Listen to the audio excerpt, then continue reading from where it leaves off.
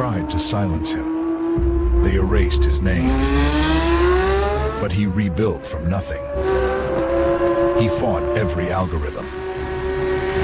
They tried again and failed. Now he's back, stronger. From blackout to spotlight, he's at the White House, at the top of his game. Franchi lives. You are about to enter another dimension, a dimension of truth, unfiltered and uncensored. Welcome to the Raw Feed with Gary Franchi. Welcome to the Raw Feed. I'm Gary Franchi, coming to you live from the heart of America. Unfiltered truth to millions on YouTube. Hit those donation links below. Every contribution powers our gear. Every contribution keeps the party going. Help me help you. Hit those donation links. YouTube channel memberships. Special acknowledgement in the fellowship. Your super chats keep me standing. Your Rumble rants fuel every round. Say hello to super chats. Spread the intel. Every repost extends our reach. Super chats fuel this spectacle. Your Rumble rants give me strength. 24/7 members-only community, behind-the-scenes discussions. Connect with fellow patriots. My mama always said, life is like sharing the truth. Text this stream to your friends. What if I told you the app is real? Download the Next News Network app. Android users, take the Google Play path. iPhone users, App Store awaits.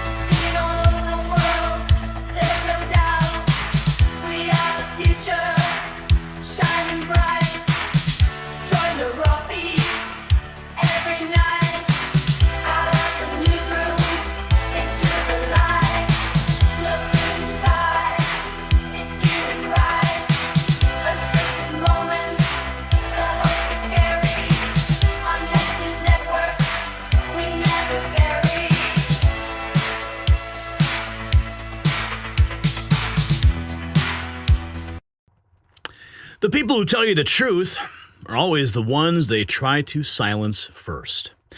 Good evening, America, and welcome to the Raw Feed. I'm Gary Franchi, and tonight we're witnessing the collision of forces that have been building for years. Federal agents attacked the streets, billions stolen from taxpayers, a Russian submarine outmaneuvered, Arctic territories in play, and citizen journalists doing the work that billion-dollar newsrooms refuse to touch. But before we dive into the chaos unfolding right now, I want to take you back to exactly 11 years to this very date. January 7th, 2015. Paris, France. Masked gunmen stormed into the offices of Charlie Hebdo, a satirical newspaper that dared to print what others would not. They murdered 12 people in cold blood. Journalists, cartoonists, police officers. Their crime? Speaking truth, the powerful people want it buried. The world responded with, Je suis, Charlie. I am Charlie. We've heard that before, and it echoes today. But it was a declaration then that truth tellers would not be intimidated, that the pen was mightier than the sword, that sunlight would always defeat darkness. 11 years later, ask yourself, did we learn anything? Because tonight in Minneapolis, an ICE agent had to fire his weapon to save his own life after a woman rammed federal officers with her vehicle. The Department of Homeland Security is calling it domestic terrorism. The attacker is dead, and the mayor of Minneapolis responded not by backing law enforcement, but by demanding ICE leave his city. 11 years after Charlie Hebdo, the people doing their jobs are still the targets. And it doesn't stop there. In the North Atlantic, President Trump just executed one of the most stunning naval operations of the modern era. A Russian-flagged oil tanker tried to slip through America's blockade of Venezuelan crude. Russia responded by sending a submarine. It didn't matter. After a weeks-long pursuit, U.S. forces boarded and seized the vessel with British assistance. Russia sent a submarine and still lost. No war, no shots fired, just American dominance enforced in international waters. Secretary Hegseth confirmed the seizures will continue. The world just watched who's really in charge. Meanwhile, European capitals are melting down because Trump is pushing forward on Greenland. The White House confirmed discussions are underway to secure that strategic Arctic territory. Denmark is scrambling, NATO is rattled, and administration officials made clear that all options remain on the table to counter Russia and Chinese aggression at the top of the world. This is not a joke. This is not a distraction. This is America positioning itself for the next century. Back home, the fraud war in Minnesota continues to escalate. You already know about the $9 billion. Well, tonight, the crackdown is going full throttle. The White House announced an all-hands-on-deck operation. DOJ is surging prosecutors. DHS is deploying assets. Secretary Kristi Noem says they will root out every case from Minneapolis to California to New York. And Tim Walz, the man who ignored whistleblowers and let the money vanish, Tom Homan has a message for him. We're not going anywhere. And neither is the president. Neither is AG Bondi, because the reckoning is only just beginning. But here's the story that ties it all together. The citizen journalist uprising. One independent reporter named Nick Shirley went to Minnesota, knocked on doors, filmed empty buildings collecting millions in taxpayer funds, and posted what he found. Governor Walz called him delusional, a conspiracy theorist. Days later, Walz quit his re-election campaign. Now citizen journalists are fanning out across Ohio, Washington, California, exposing the same pattern of fraud everywhere they look. It warms my heart. Legacy media ignored it for years. Regular Americans with cell phones cracked it wide open. 11 years ago in Paris, they tried to murder the truth. Tonight, the truth is fighting back. ICE agents defending themselves, Russian submarines outmaneuvered, Arctic strategy deployed, fraud empires crumbling, and citizens with cameras doing what newsrooms would not. This is the raw feed. This is where the real stories break. And trust me, you're not going to want to miss a single minute of what comes next. Now let's get into it and welcome you to the show. Who is here tonight? T. Duff in the house. Kim Weeg, Risky X, Scooby Dragon. Who else is here? Vicky is here, and James Fay, Mrs. Pothead Kenny, Cindy, and Tony, and Tyson, and Deborah. James Sari is here as well. Good to see everybody. Yeah, I'm a little choked up. That whole open really makes you think about where we are now positioned in the world. And it is remarkable to see American dominance surging again. We can hold our heads high. We don't have a president in the Oval Office that is operated by puppet masters who dangles from a string. We have a commander-in-chief who's actually executing the laws of this nation and the authority that he possesses. This is the second term of President Trump that we wanted. But they stole it from us in 2020, which is clear. I don't care how many people want to label you a conspiracy theorist or they want to besmirch you online or attack you in the comments. Remember, those people are deceived. Pray for them. That's all you can do. Pray that the scales fall from their eyes so that they can one day learn the truth that you know, the truth that's undeniable. It will happen with persistence and prayer and the continuance of the truth that we push out here and that you push out with every single episode that we publish to this channel, every single social media post that we publish across every platform. These are the weapons we are giving you to fire the darts against the evil one. Please use them wisely. Okay, guys, let's find out where we're at on Super Chats real quick. If anything has come in, nothing has come in. Our goal tonight, $100. If you can help us get there, we'd appreciate it. We will acknowledge you, and we will read your comments live on the air, no matter what they are. Those are the rules. And if we hit 200, well, something special happens. You'll have to find out exactly what that is. The guys in the chat will tell you, and Brian will enforce it. So I really don't have a choice. You've seen it before. Maybe you'll see it tonight. Who knows? But we have news to get to, and let's get right into it.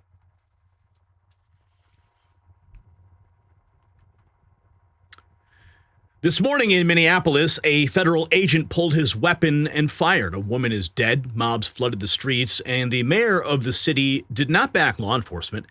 He demanded they leave. What happened on East 34th Street and Portland Avenue was not a protest gone wrong. The Department of Homeland Security is using a word that they don't use lightly. They're calling it domestic terrorism. The question tonight is not whether the shooting was justified. The question is who created the conditions that made it inevitable. Now, here's what's at stake.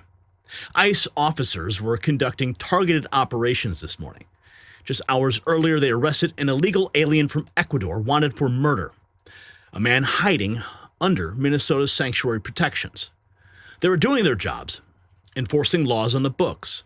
Then rioters surrounded them, blocked their movements, and one individual weaponized their vehicle, accelerating directly at federal officers in what DHS explicitly called an attempted mass casualty attack. An ICE agent, fearing for his life and the lives of those around him, fired defensive shots. The attacker is deceased. Multiple officers were injured. They're expected to recover, but here is the part that should chill every American. Assaults on ICE officers, they're up 1,300%. Death threats have skyrocketed 8,000%. See, this did not happen in a vacuum. This is what happens when politicians demonize law enforcement and call them kidnappers, when they tell people to resist. Words have consequences, and today those consequences arrived. Now, when chaos erupts, when mobs flood the streets, and the people sworn to protect us become targets, you realize just how fragile order really is. That's why I trust My Patriot Supply right now. You can get their 3-month emergency food kit and save $100. That's right, over 2,000 calories a day for 90 days, breakfast, lunch, dinner, drinks, and snacks, real meals packed in sturdy buckets that last up to 25 years. Made in the United States with no MSG and no junk, fast free shipping, a 30-day return policy, and disaster replacement guarantee. When the world falls apart, your family will still eat 3 meals a day. Go to preparewithgary.com right now. That's preparewithgary.com. Get prepared and get peace of mind. Now, here is where this story explodes. Instead of backing federal agents who just survived an attack, Minneapolis Mayor Jacob Frey demanded ICE leave the city. Let that sink in. Federal officers are rammed with a vehicle. One fires to save lives, and the mayor sides with the mob. This is the same mayor who warned that ICE operations would get someone killed. He poured gasoline on this fire for months, accusing agents of kidnapping, encouraging defiance, inflaming hostility, and now mobs are converging on the scene. Calls are erupting online to expel ICE entirely. The sanctuary state experiment is collapsing in real time. Tim Walz now amplifying the mayor of Minneapolis. He's threatening to mobilize the Minneapolis National Guard to keep the federal government out of Minnesota. This is coming to us from the Right Angle News Network. And they say this is literal Civil War style rhetoric. In training in order to prepare the Minnesota National Guard. We have soldiers in training and prepared to be deployed if necessary. I remind you, a warning order is a heads up for folks. And these National Guard troops are our National Guard troops. They're teachers in your community, they're business owners, they're construction professionals. They are Minnesotans. Minnesota will not allow our community to be used as a prop in a national political fight. We will not take the bait. We will continue to update you, Minnesota, as we get more information. Now I'd like to turn it over to Commissioner Porter to prepare No, you should not turn it over. You should turn yourself in. And that's exactly why he is acting this way, because he knows that he is under the microscope right now. The fraud in Minneapolis, the fraud in Minnesota has grown so massive that there's no place for him to run. That's why he left his office. That's why he's not running again. He hasn't left his office, but he has yet to resign. We hope he does. But the facts remain. The corruption, the billions stolen all happened under his watch, and President Trump is executing the laws faithfully of this land. He's executing them in Minnesota. However, these tragedies are now unfolding because of the rhetoric that has come from people like Tim Walz. This is some of the footage. Kim Katie USA says this is a better angle of the shooting incident in Minneapolis. It's clear officers were attempting to detain her, and she put the lives of the agents at risk. And she put the lives of, they clearly fire in self-defense, and the shooting was justified. I will let you be the judge.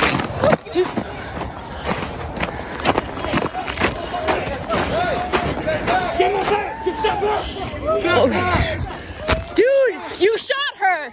I'm trying to help! No! You fucking shot someone in the fucking face! So let's go take it back to the beginning here.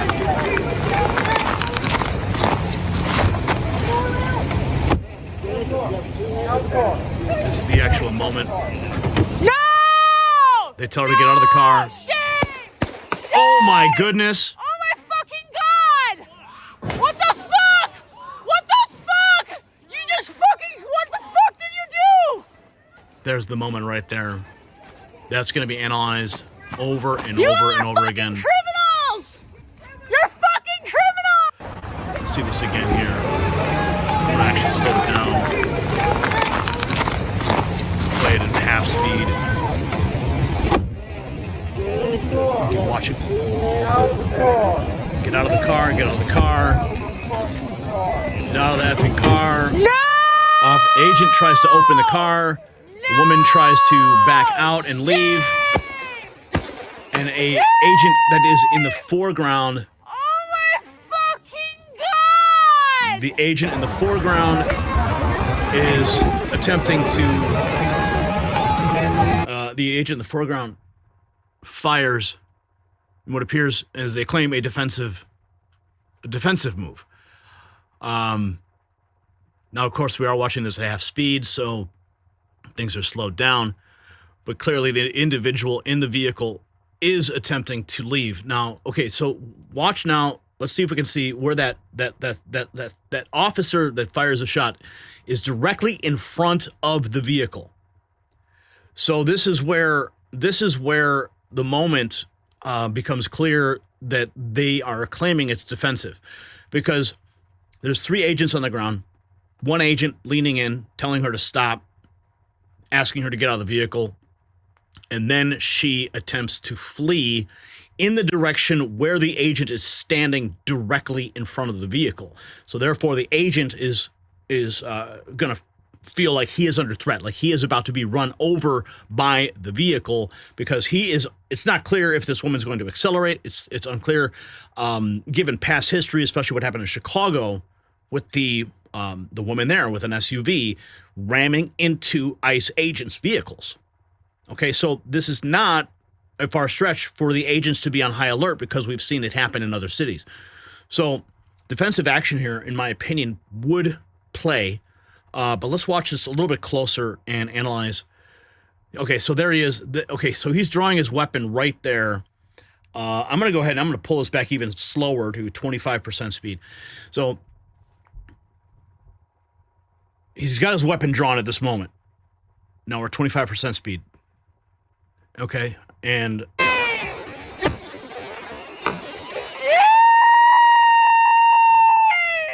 okay, so I'm going to try this one more time, because we did not hear clearly when the shots were fired, but I do want to have a clear understanding as you're watching this with me, frame by frame, because we do have reaction from everybody else on this. We may be spending a lot more time than we need to, but this is actually a very critical analysis that we're doing together as we watch. Okay, so I'm talking and I should have had the mics open here. Okay, so let's pull this back just a hair. Okay, so there's the agent. You can see the agent. No! Agent's drawing right now. Shit! Okay.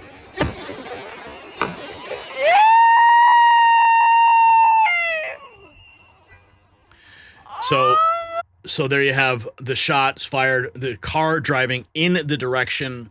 The agent did appear to be somewhat offset to the front of the vehicle. Obviously, this angle is going to be harder to interpret, but the claims here are defensive. And like I said, I think it could be warranted, especially given the highlighting, the heightened sense of threat that these officers and agents are under. Here is Secretary Noem reacting.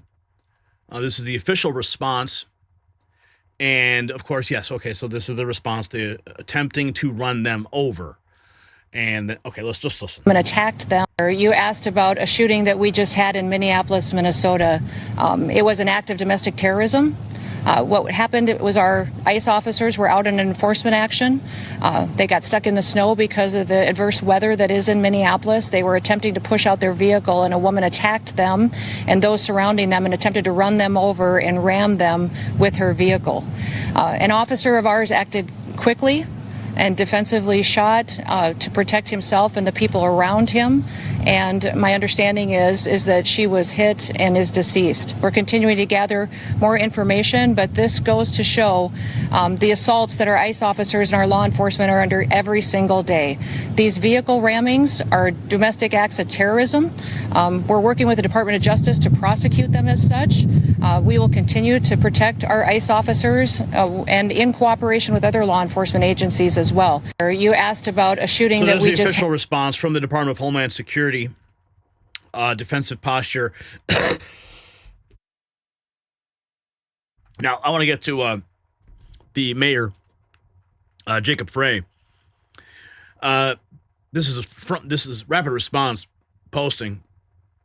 Minneapolis Mayor Jacob Frey says the heroes of ICE who have removed droves of hardened criminals off Minneapolis streets are not here to cause safety in the city. And the official remarks from the White House rapid response team is this scumbag should be ashamed of himself. Listen. They are not here to cause safety in this city. What they are doing is not to provide safety in America. What they are doing is causing chaos and distrust. They are not. Yeah, the only people causing chaos and distrust are the politicians who are stealing money, who are on the take for the billions and billions of dollars. who are spitting harmful rhetoric, which causes women like that to act out, thinking they're going to have the backing of Tim Walz and Ilhan Omar and Jacob Frey. Now somebody's dead because of that rhetoric, and it's a shame.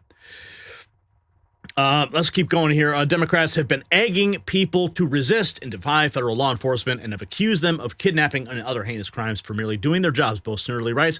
I'm saddened but not surprised that a death has now occurred, allegedly from someone trying to hurt ICE. Let's check in. He was quote tweeting Gunter Eagleman, send in the Marines to Minnesota right now and lay down the law. Here's a report from the scene as it occurred. Minneapolis. Dana, we're in the heart of Minneapolis. We're here on East 35th and Portland Avenue. And let me show you first, I'll show you who's on scene. That is Mayor Jacob Frey. He's the mayor of Minneapolis. To the side here on the left side of your screen, that is Police Chief Brian O'Hara. There is an enormous law enforcement presence here from multiple different jurisdictions. Our photographer is going to show you what the crowd looks like here, Dana. Mayor Frey is now leaving. I think you're probably starting to hear people yelling to him, but he is now leaving. He had spoken with some people on the edge of the crowd when he first arrived, according to a man who had video of it. He did not come back to the crowd. Now a crowd is following him down the street. But what you're looking at right now is the law enforcement response here. So you see Minneapolis police, you see the Hennepin County Sheriff's Department. We've also seen the U.S. Marshals here. We've seen Customs and Border Patrol. But let me bring you up to speed with what we know. As you said, we know that there was a shooting involving federal law enforcement near East 34th Street and Portland Avenue. That was according to the city of Minneapolis. We do not yet know for sure what the extent of any injuries are or what prompted this. Minnesota Governor Tim Walz has weighed in, saying my public safety team is working to gather information on an ICE-related shooting this morning. Again, Mayor Jacob Frey is here. This is all in the context of this ramped-up immigration enforcement that DHS has been touting. They say this is the largest immigration crackdown to date. 2,000 agents spread throughout the Twin Cities. This has been going on for a couple of days now. We know that DHS Secretary Kristi Noem was here in the Minneapolis area yesterday. And what we see now is this real peak moment here where, based on our understanding, there was a shooting involving federal law enforcement here, and as Governor Tim Walz said, involving an ICE agent. We are learning to, trying to learn as much as we can. But let me just get you, another picture of the crowd here, because this is a city where these George Floyd riots are not far in the rearview mirror. And what I keep hearing from people in this area is they say, if you thought that was bad, this city is about to explode. Dana, wow. You heard what she just said? She invoked the George Floyd riots not being too far in the rear view, and then talking to people on the street saying, if you thought that was bad, just wait till you see what happens next. Now, that was, of course, a reference to what happened during the Summer of Love. Right now, we are in the Winter of Truth. So I don't think that we're going to see that level of protesting and firebombing, or peaceful protests, mostly peaceful, largely peaceful protests in the wintertime. Because, let's be clear, activists aren't paid enough to go out and do those things in the wintertime, right? The pay isn't just that good. So maybe come summertime, we'll have a different perspective, but hopefully President Trump can lock this down before summer so that it's all squashed. That's what we need to do. We need to move quickly. We need to squash all this stuff before it heats up, and then the paid protesters come out, and then CNN's reporting in the streets that there's mostly peaceful protests. Somali bootlicking Mayor Jacob Frey said ICE raids would get someone killed. What got this woman killed was her ramming ICE agents with her car because she was encouraged to resist ICE. Let's take a look at this flashback moment. I am increasingly concerned because of the chaos that is being caused by these ICE agents that somebody is gonna get seriously injured or killed. Somebody is gonna get seriously injured or killed. And whether that is an ICE agent or a community member, we all know the tinderbox that could explode because of it. We all know that the federal government is looking for reasons to deploy more and more people to Minneapolis and blue cities around the country. We all know that we cannot afford to lose a single Minneapolis resident because they showed up and decided to protect their neighbors, because they showed up and decided to express their constitutional right to free speech. And so that concern is deep. It is held, by the way, not just by me and our residents and the people who are standing up behind me. The concern about getting somebody killed is also held by our police officers. I am increasingly... Well, now someone's dead because of your rhetoric, sir. So if there's anyone to blame, it is you. Leftist terrorists in Minneapolis tries ramming her vehicle into ICE agents, gets fatally shot in self-defense. The woman is deceased. The Mayor Jacob Frey threatened this would happen last month. He must resign. Pray for ICE and all border agents. Here is another report from the scene. The ICE off. Well, we got confirmation now through DHS that this was a vehicle ramming situation. They say, in fact, while ICE officers and federal agents were conducting targeted operations, they had the usual scene with the crowds descending on them, and someone, they say, DHS says, weaponized her vehicle. The ICE officer, fearing for his life and the lives of other agents, discharged his weapon and shot that individual, a woman who now, according to DHS, is in fact deceased. Now, I've got some of the statement from DHS saying that this is a direct consequence of constant attacks and demonization of our officers by sanctuary politicians who fuel and encourage rampant assaults. As far as the scene out here right now, you can see some of the police presence. The tape that is up to the south of me right now, there are about 100 demonstrators. The usual scene, shouting at the ICE agents. Well, we got confirmation now through DHS. You know, it's really a tragedy. You know, I'm thinking about that woman. I'm not sure of what happened inside that vehicle. But the fact of the matter is she felt emboldened enough to act.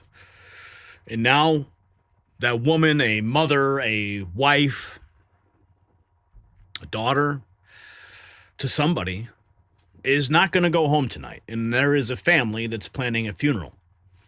And the sad part is these people have been deceived and brainwashed into thinking that this activity is okay because of the rhetoric from the left. And that's, again, you can only blame the left for this because they have emboldened the activities. So the real tragedy here is that through deception, through the lies, a woman is now dead. She did not have enough time to hear the truth, to be pulled from that deception. And now she has acted in a manner that caused her to be shot. All you can do is pray for this nation, pray for ICE, pray for the people who are doing these types of actions. Pray that the scales will fall from their eyes. That's all I can say. Tricia McLaughlin. Today, ICE officers in Minneapolis were conducting targeted operations when rioters began blocking ICE officers, and one of these violent rioters weaponized her vehicle, attempting to run over our law enforcement officers in an attempt to kill them. Now, the angle that we watched, we did not see what happened just before that. I don't have that clip. Maybe it exists, but I don't. As you read from this post, rioters began blocking ICE officers, and one of these violent rioters weaponized her vehicle. So there was a moment that preceded that event that escalated tensions to the point where this woman decided that she was going to act in this fashion. Now, I haven't seen that footage yet, but that, by this remark, tells me that there is something else that happened prior to that. Here is the acting ICE director, Todd Lyons, says ICE arrested an illegal from Ecuador, wanted for murder, who is hiding in Tim Walz, Minnesota. There's no sanctuary for criminal illegal aliens under the Trump administration. Of extortion, kidnapping. Yeah, Brian, if you look at what we've done, we've undertaken not only is it the largest immigration enforcement action ever, but in the ISIS history, but it's also the largest criminal enforcement action we've ever taken. Just look at what we arrested yesterday, right?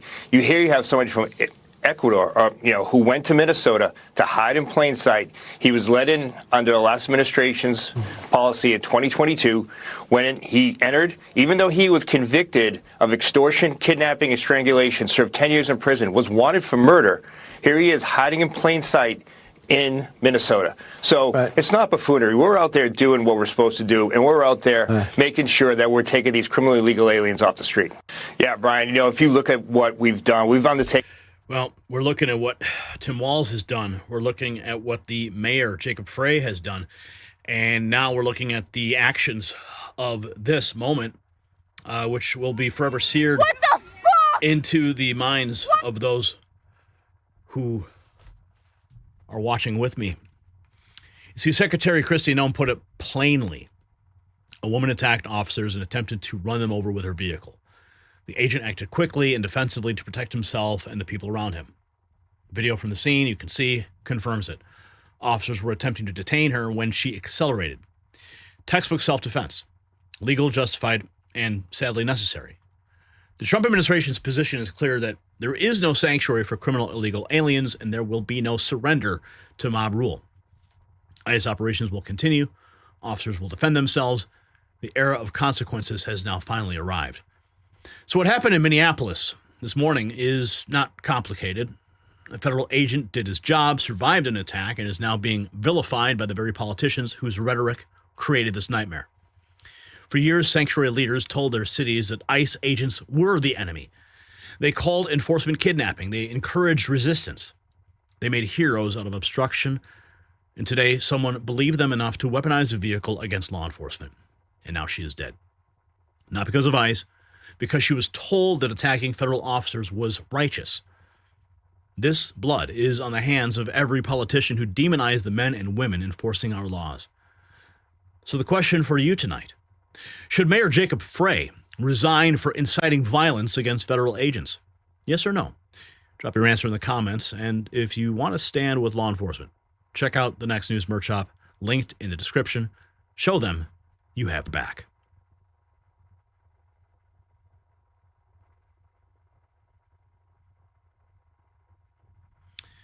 All right, moving right along.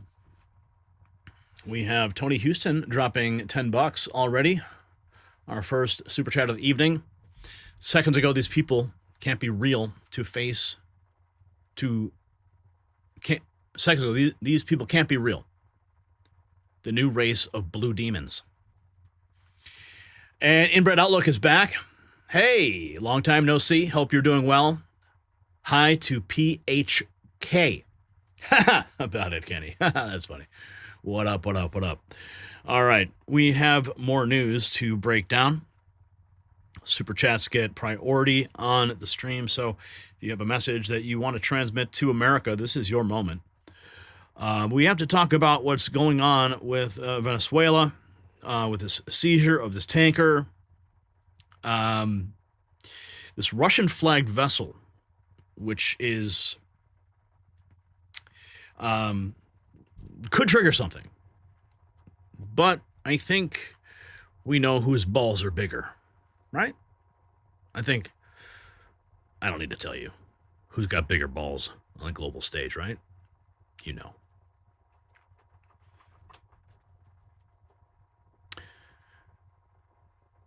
They screamed World War III.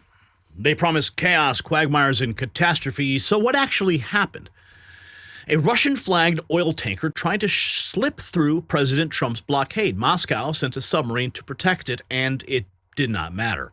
After a week-long pursuit across the Atlantic, U.S. forces boarded the vessel, seized it under federal warrant, and enforced American will in international waters. Russia sent a submarine and still lost. No shots fired, no war, just dominance. But what happened behind the scenes is what they don't want you to know. Now, here's what just unfolded. The tanker known as Bella 1, Russian-flagged and carrying sanctioned Venezuelan crude, attempted to break through the American blockade. Now, for weeks, U.S. forces tracked it across the Atlantic. Russia responded by dispatching naval assets, including a submarine, to shadow and protect it. It failed. U.S. European Command announced a seizure between Iceland and the United Kingdom, executed pursuant to a federal court warrant. The Coast Guard cutter Monroe tracked it. British forces assisted with RAF surveillance and the RFA Triforce. This was Allied coordination at the highest level and a live-fire test of global will. Russia blinked, and the United States won without firing a shot. Defense Secretary Pete Hegseth made it clear that the seizures will continue. The blockade of sanctioned Venezuelan oil remains in full effect. Now, this is not a one-off. This is systematic. A dismantling of the dark fleet that has propped up the Maduro regime for years. Now, when you watch American naval power outmaneuver a Russian submarine in real time, when you see global power tested and the United States win, you realize how fast the world can change. And that is why being prepared matters now more than ever. My Patriot Supply has a 3-month emergency food kit that could save your family. Save $100 right now. Over 2,000 calories a day for 90 days, real meals, breakfast, lunch, dinner, drinks, and snacks packed in sturdy buckets that last 25 years. Made in the USA, no MSG, no junk, fast, free shipping, 30-day returns, and a disaster replacement guarantee. Go to preparewithgary.com right now. That's preparewithgary.com. Get prepared and get peace of mind. But the story goes deeper. The oil seized is not being destroyed. It's becoming leverage. Venezuelan intern authorities now understand the brutal truth. Without U.S. cooperation, their economy collapses, and so they agreed. 30 to 50 million barrels of sanctioned crude will be turned over to the United States, refined with American shale and injected into U.S. markets. What does that mean? Well, it means lower gas prices. It means American jobs. It means energy dominance. Meanwhile, explosive revelations are surfacing, tying the Chavez-Maduro regime to funding destabilization inside America itself. The Heritage Foundation exposed that Hugo Chavez provided money to start street protest movements right here. And Maduro may soon be facing criminal charges in Miami-Dade County. U.S. senators are warning Cuba, Nicaragua, and Colombia they are all next. Now, let's take a look. This is what Moon calls nuclear escalation in the Caribbean. U.S. forces intensifying the showdown, moving to seize the second oil tanker, Bella 1, in the Caribbean after grabbing a Russian-flagged Venezuelan-linked vessel in the North Atlantic. He writes, this is a direct chokehold on critical supplies. Russia's response, the giant awakens nuclear submarines BS-329 Belgrade, en route to the Caribbean, armed with 6 Status 6 Poseidon nuclear-tipped missiles that could unleash catastrophic nuclear tsunamis. The Russian mission, protect 5 Russian-flagged tankers from U.S. aggression. Now, here's some of the footage of the initial seizure of that tanker. What we're looking at here is it's reminiscent of, what we've seen in Hollywood. You have the infrared heat cameras. You see the bodies rappelling from the helicopter and making their way to the deck of this tanker to seize it. A textbook military operation executed with precision and under federal authority in international waters. This is remarkable video, and here you can see what appears to be, they're zooming in. Okay, so now you take a look here. You can see the action inside. I believe this is behind the walls, and you can see the armed forces, U.S. military, their heat signature through the wall because of the technology that the United States possesses. And this is the operation. This is the actual seizure that has now been released. And not a shot was fired. And you could probably understand why. If you were the captain of that ship, what would you do?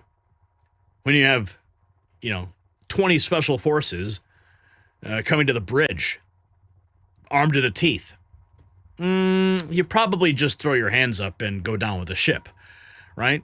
And that's exactly what happened here, and that's why it was textbook precision, and that's why nobody was killed and not a shot was fired. Because at the end of the day, these are oil vessels. These are not military operations. These are not part of a naval armada from a nation. These are corporate-controlled tankers that are carrying the crude that has been sanctioned. So they're not prepared to act with aggression. They're simply transporting sanctioned materials. The U.S. European Command has successfully made seizure of Bella 1 following weeks-long pursuit. And shortly after, the Russian authorities sent another vessel to protect the sanctioned oil tanker. More footage here. Let's see if we can make this shot. So this is the shot in color now that we saw in infrared. And you can clearly tell just by the positioning, the camera angle that we were watching was from the helicopter above and aiming down their cameras at the helicopter below. So remarkable second angle being provided here of this.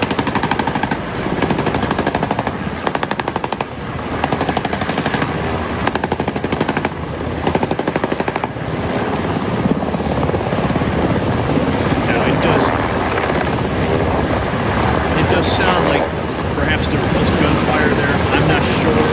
I'm not a military analyst, so I'm not sure exactly what you heard there.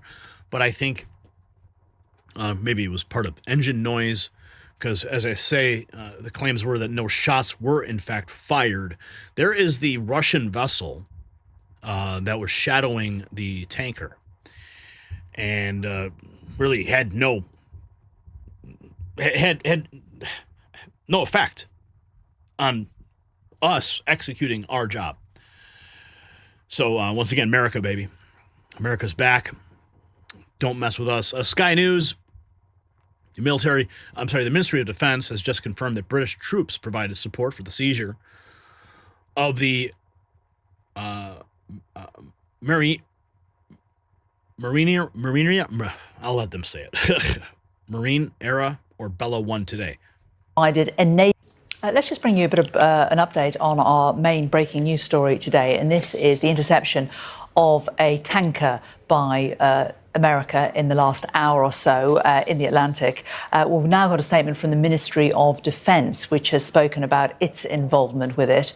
The UK has provided enabling support, the Ministry of Defence is saying, to the United States at their request to interdict the vessel Bella 1 today. UK Armed Forces provided pre-planned operational support, including basing to US military assets, interdicting the Bella 1 in the UK-Iceland-Greenland gap. Following a US request for assistance, RFA Tide Force provided support for US forces pursuing and interdicting the Bella 1, while the RAF provided surveillance support from the air. The statement goes on to say the US and UK defence and security relationship is the deepest in the world, and the UK provided enabling support in full compliance with international law. Defence Secretary John Healey says that this is part of global efforts to crack down on sanctions busting. He said that this ship has a nefarious history and is part of the Russian-Iranian axis of sanctions evasion, which is fueling terrorism, conflict and misery from the Middle East to Ukraine, and that the UK will continue to step up our action against shadow fleet activity. It's interesting that he also highlighted the relationship between the US and the UK. He says, again, the US is the UK's closest defence and security partner. The depth of our defence relationship with the US is an essential part of our security. And today's seamlessly executed operation just shows how well this works in practice. So the UK very keen to show how closely they are operating with America at the moment, despite the fact, of course, that it seems that America chose not to inform or notify or even speak to the UK about its operations in Venezuela. Let's just bring you a bit of... So there you have Sky News breaking it down on the cooperation. Let's jump to Fox. This was 10 hours ago. The United States forces actively boarding and seizing a Venezuelan oil tanker that is Russian flagged. U.S. military got there before Russia. The vessel is located between Iceland and the UK and tried to get around President Trump's blockade, but has failed. Military's elite hunter. The ship, previously known as the Bella One, had been accused of violating American sanctions and shipping Iranian oil. The ship has also transported Venezuelan oil in the past, but is reporting to be empty right now. Photos showing a U.S. Army Little Bird helicopter with a boarding party on the skids have been seen abeam of the tanker. Little Birds are flown by the U.S. military's elite 160th Special Operations Aviation Regiment, known as the Night Stalkers. This is the same unit that flew into Venezuela to grab Nicolas Maduro and his wife last weekend as part of the full Pegasus package ordered by President Trump. Now, Russia reportedly deployed a submarine and other vessels to escort the oil tanker. It appears the U.S. military got there first. The sanctioned tanker was recently reflagged to become a Russian vessel. Last month, President Trump ordered a full blockade of sanctioned oil tankers entering and leaving Venezuela. And the U.S. Coast Guard had been trying to board the ship last month in the Caribbean when she was heading to Venezuela. The Justice Department issued a warrant to seize that ship over its alleged sanctions violations for transporting oil on behalf of Iran's Islamic Revolutionary Guard Corps, which is classified as a foreign terrorist organization. Wow. The tanker then changed course and raced to Europe, with the U.S. Coast Guard cutter in hot pursuit to shadow the tanker. In recent days, the U.S. military sent a boarding team of commandos to Britain for the mission of boarding and taking down the tanker. Previous tracking data showed the sanctioned tanker about 100 miles south of Iceland, likely trying to get to Russia. And now, Dana, U.S. forces are reportedly trying to seize a second oil tanker in the Caribbean. As we've just learned, we are working to confirm that second report, Dana. All right, well, hey, there's the ship previously... We are living in some amazing times right now. This is Reuters. 8 hours ago, the U.S. seized a Russian-flagged oil tanker that was being shadowed by a Russian submarine after a more than 2-week-long pursuit across the Atlantic as part of a U.S. blockade of Venezuelan oil exports. Now, as you heard in the last report, what did he say? They changed flags. They changed flags and then tried to flee to Russia under the protection of the Russian flag. So, clearly, multiple flags being flown by the Bella One, but that did not stop President Trump from executing the mission to enforce the sanctions that would then stop the flow of oil and cash into these terrorist regimes. So remarkable actions happening here on the world stage right now. The dynamic is something that I have not seen in many years. When I would track the wargaming that was taking place, this was years ago when I was monitoring Department of Defense activities with respect to NATO and the actions and the military exercises that were taking place on the opposite side of the borders of NATO and Russia. That was something to watch because you could feel the escalation. It was sort of a cat and mouse. One nation would one entity as NATO would execute a war game. Russia would mirror it the same, and back and forth they would continue this cat and mouse, just flexing and who has the bigger toys on the battlefield. Well, this is very different. This is something that's not a war game. This is real life execution of our fleet and President Trump's authority on the global stage. This is not an exercise. Okay, this is not a war game. This is real world, real life, live fire exercise. And we're having the cooperation of the British, which is obviously something that we need and we welcome, and we're grateful for the partnership that we have with the UK. Of course, they have their own problems. We don't need to get into those right now. Just be careful what you post on Facebook over there, right?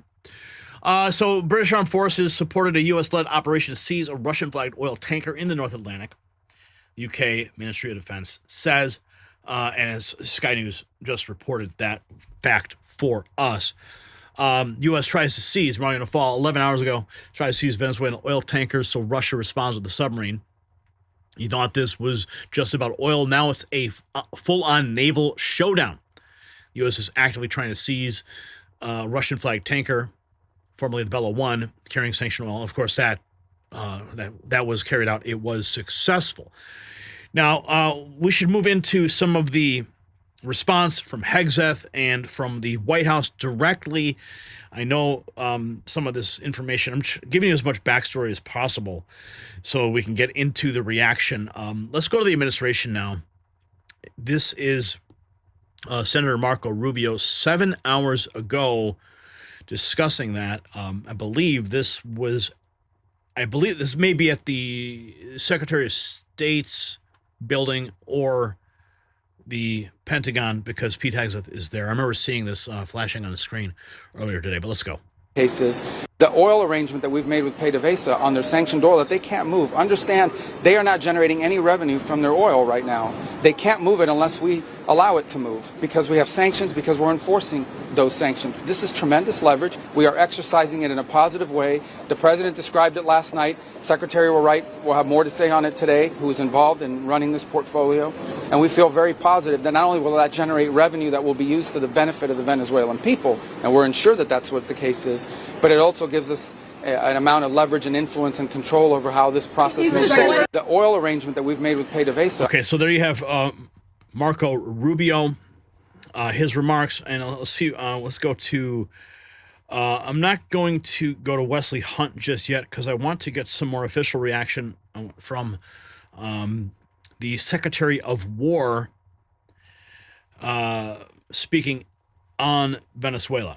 So that Senate just was briefed on, and the House was briefed on a classified level, is something only the United States of America can accomplish. The world is taking notice of that. Certainly Venezuela is taking notice of that. And it continues because two oil tankers, overnight, were seized by the United States of America, stateless or sanctioned, because the oil blockade, the quarantine of oil out of unsanctioned or sanctioned or stateless vessels continues. That leverage will continue as Secretary Rubio outlined. So our military is prepared to continue this. As he said, the president, when he speaks, he means it. He's not messing around. We are an administration of action to advance our interests, and that is on full display. We're happy to brief the House and the Senate. We have nothing about it. You know, I'm just hearing this. Finally, we've got some freaking balls, man. Finally, right? Finally, we can hold our head up, man. Finally. You know, with what's happening in Minnesota and with the fraud that's being exposed and the action being taken there, what's happening in the global stage, we are not letting the criminal darkness continue to blanket this nation or this planet. Because President Trump is in office, there by the grace of God.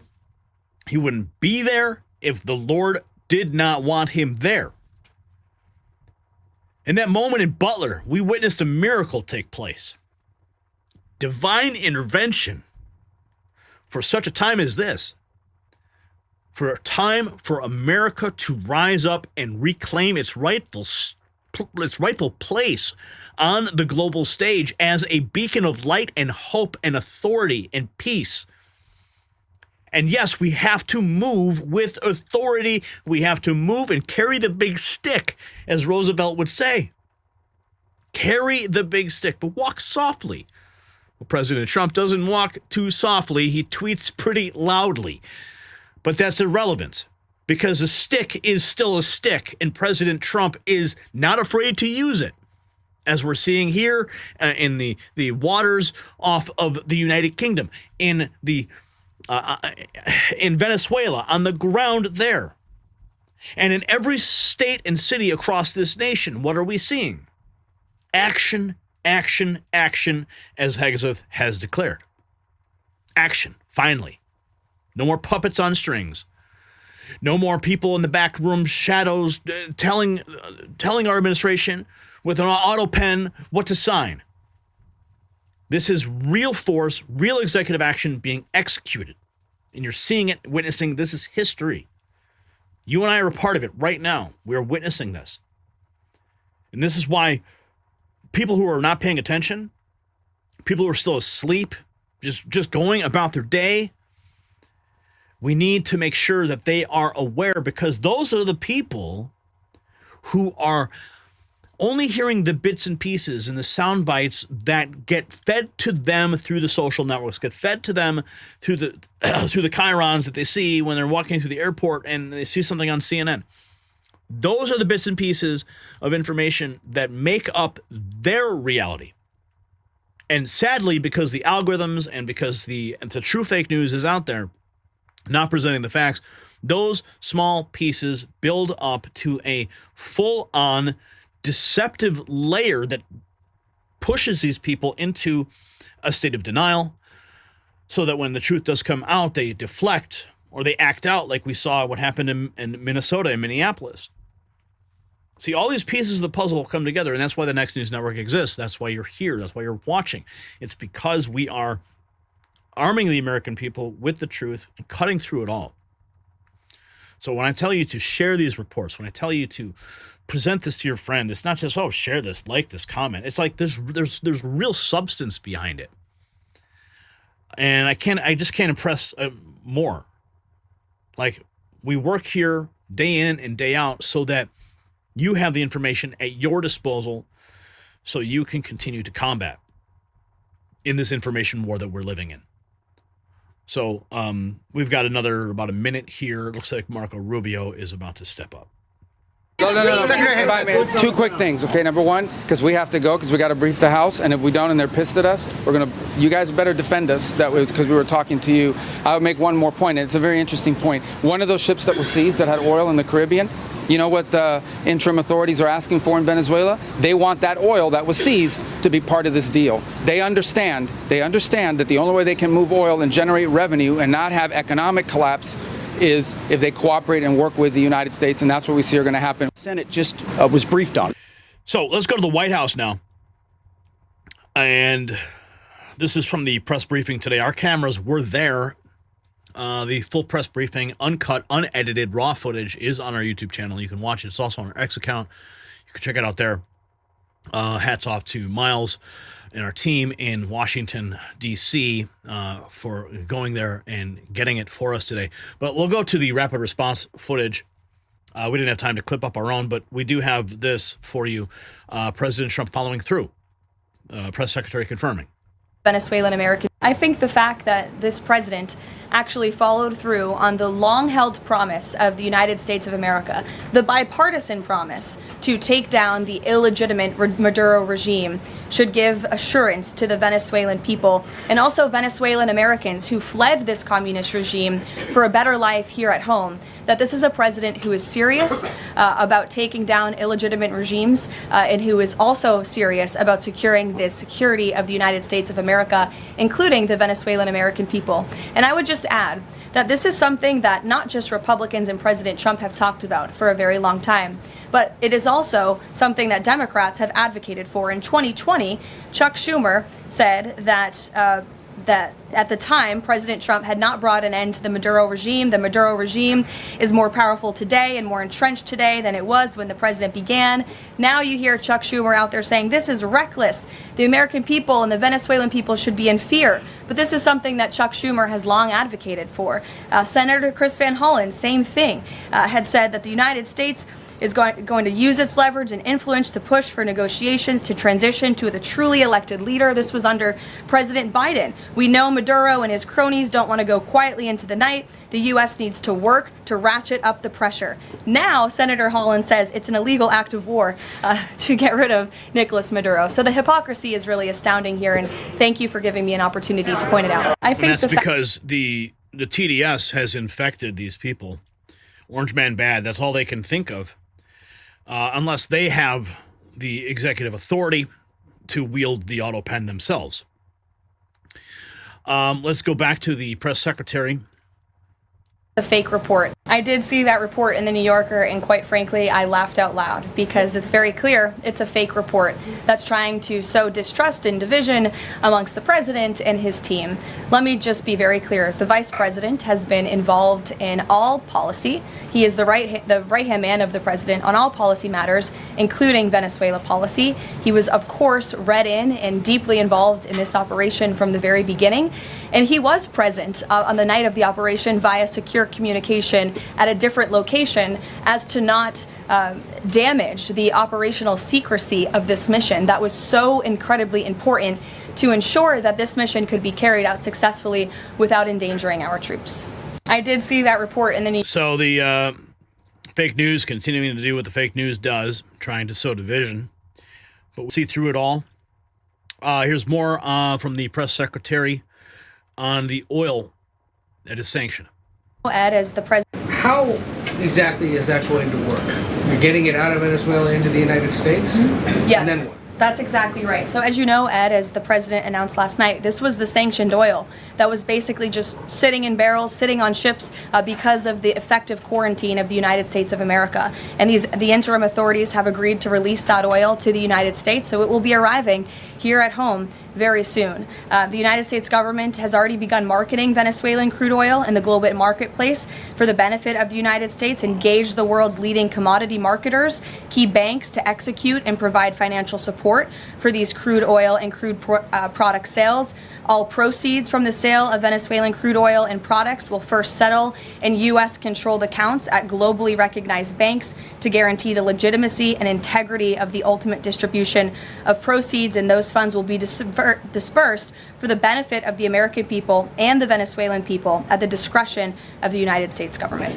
How exactly? Think about that. All this oil that was going to Russia, Iran, China is now going to be captured and taken for us. So if you think gas prices are down now, wait until you hit the pump in a week or two. The markets are going to react, and they already are. They're already marketing that oil on the global markets. So she just confirmed it. So I think we'll be able to see a real-time reaction to these, and you'll feel it financially at the pump and your wallet, in your bank account very, very soon, which is just, you think about the cause and effect here, remarkable to consider the market impact.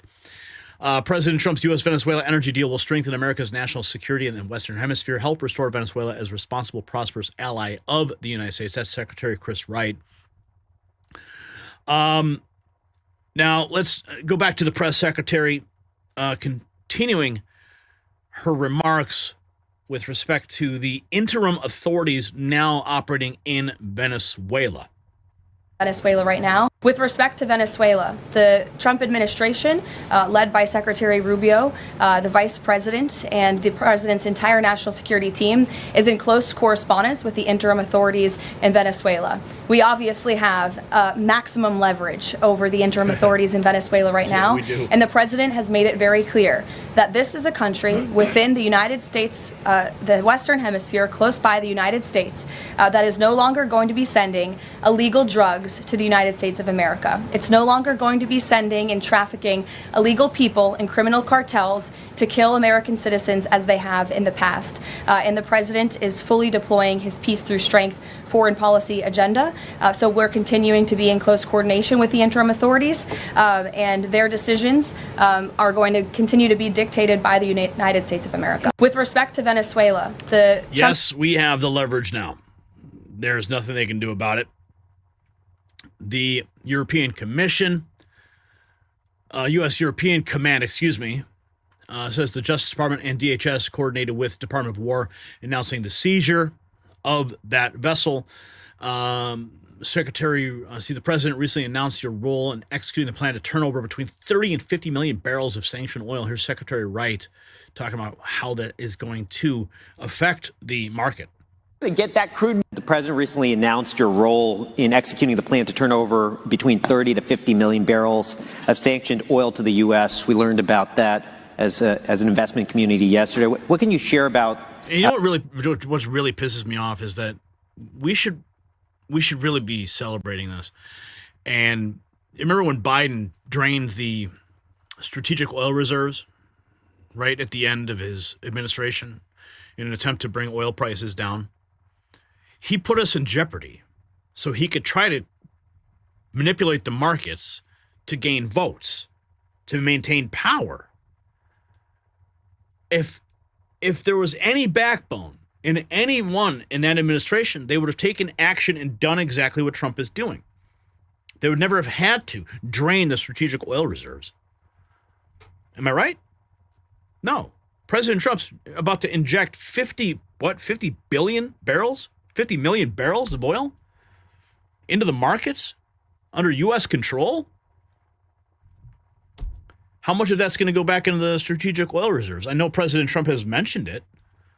Let's continue with the remarks we're going to hear now from the Energy Secretary. The recent announcement and talk about the plans to execute this. Yeah, so look, I'm working directly in cooperation with the Venezuelans. And we are going to, this is the crude that's backed up in onshore storage and that's in offshore floating storage. We're just going to get that crude moving again and sell it, just like we did in our businesses. We're going to market the crude coming out of Venezuela, first this backed up stored oil, and then indefinitely going forward, we will sell the production that comes out of Venezuela into the marketplace. We will have U.S. as the supplier of diluent that's got to get down there to enable that production. We're going to have that flowing again. And as we make progress with the government, we'll enable the importing of parts and equipment and services to kind of prevent the industry from collapsing, stabilize the production, and then as quickly as possible start to see it growing again. And of course, in the long run, create the conditions that the major American companies that were there before, or maybe that weren't there before but want to be there, will go in. The resources are immense. This should be a wealthy, prosperous, peaceful energy powerhouse. That's the plan. The president recently announced your role in executing the plan. In effect right now. Here is Secretary Burgum discussing the oil from Venezuela. Strategically built. Well, at the top level, of course, none of this is possible without Commander-in-Chief President Trump. Strategically brilliant, and then, of course, the breathtakingly excellent execution, not only of something like when we were bombing Iran earlier and taking out their nuclear program, or here, removing a head of a criminal organization, Maduro, who also posing as a president, doing that with flawless execution. All of that's only possible because President Trump had the foundation of having a policy of energy dominance, and the fact that America can take these actions against countries that have these large reserves, and we see virtually no change at the price of the pump here in America, reflects the great strategy and the great execution of the American oil and gas industry, American energy industry, and President Trump. But in case of the synergy between Venezuela, heavy crude, the refineries that we have on the South Coast in the Gulf of America, which were built to handle that, and then you need to dilute that heavy crude with a lighter product. And, of course, we have an excess of that lighter product here because the shale oils that come out of the shale revolution in America are perfect for blending to achieve this. So if you're in the refining sector, this is great news. It's great news for jobs. It's great news for gas prices going forward. It's great news for America, and it's great news for Venezuela, because Venezuela has an opportunity now to actually have capital come in and rebuild their economy and take advantage of the fact that they have larger oil reserves than Saudi Arabia. Saudi Arabia, one of the richest countries in the world. Venezuela, one of the poorest countries in the world. It doesn't have to be that way. With American technology, American partnership, this Venezuela can be transformed, and that's a win for this hemisphere. It's a win for the people of Venezuela. Yeah. Well, big win at the top for level, the of course. People of none of this is possible without. None of it possible without President Trump and his actions. Continuing here,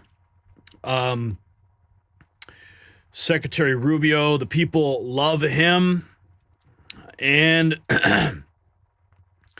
let's check in. Well, let's check in with DeSantis. Maduro likely to be charged in Miami-Dade on Florida charges now. In state court. I'd also say that I know they indicted him in the Southern District of New York. We also have the right as a state to bring pertinent charges in state court. and we're working on that. Our Attorney General is leading that effort, and you may see charges filed in a place like Miami or Doral, which we're entitled to do. Good. So I'd also say that I know they indicted him in the Southern District of New York. We also have the right as a state to bring pertinent charges in state court. And so the axe is falling, not just by the federal government, but by the state of Florida. Here's more from the press secretary on the release of the oil. Secretary Wright, well, as you saw, the president announced last night, this was a deal. This was a deal made by the president and his team with the Venezuelan interim authorities. This will benefit both the American people and the Venezuelan people. And Secretary Wright and the Department of Energy are working with the interim authorities and also with the private oil industry to execute on this historic energy deal. That's not only good for the United States, but it's also going to revive the prosperity, the safety, the security of both the United States and Venezuela as well. So it's happening all over, and we have the upper hand now. Go back to that remarkable footage of that seizure that we opened up with. There you can see the Coast Guard moving alongside the Bella 1. And, the White House is making it very clear, unmistakably, that the administration holds maximum leverage over Venezuelan interim authorities. Their decisions are now dictated by Washington, not Moscow, not Beijing, and Secretary Rubio confirming it, Secretary Hegseth confirming it, President Vance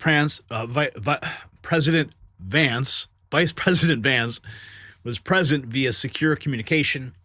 Representative Wesley Hunt, he stated that the left screamed at World War III after the Iran strike, and now we are not in World War III. A strong commander-in-chief projects force so clearly that the world knows who is in charge without dragging America into endless wars. Russia tested the blockade. The U.S. enforced it. Allies followed. Adversaries took note. So what you just witnessed is American power returning to the world stage. Not rhetoric, not threats, action. A Russian flag tanker tried to break through a blockade. Russia sent a submarine, and it did not matter. The United States tracked it, pursued it, and seized it with Allied support in international waters. No war, no casualties, just overwhelming force projected so clearly that adversaries fold before the first shot. This is what deterrence looks like. This is what leadership looks like. The media wanted chaos. They got dominant. Secretary Hegseth promised the seizures will continue. The Dark Fleet is being dismantled ship by ship. Cuba, Nicaragua, Colombia, they're all watching. The Western Hemisphere is being reset. So the question for you, should the U.S. continue seizing assets from hostile regimes regardless of Russian interference, yes or no? Tell me in the comments, and check out the Next News merch shop, linked in the description.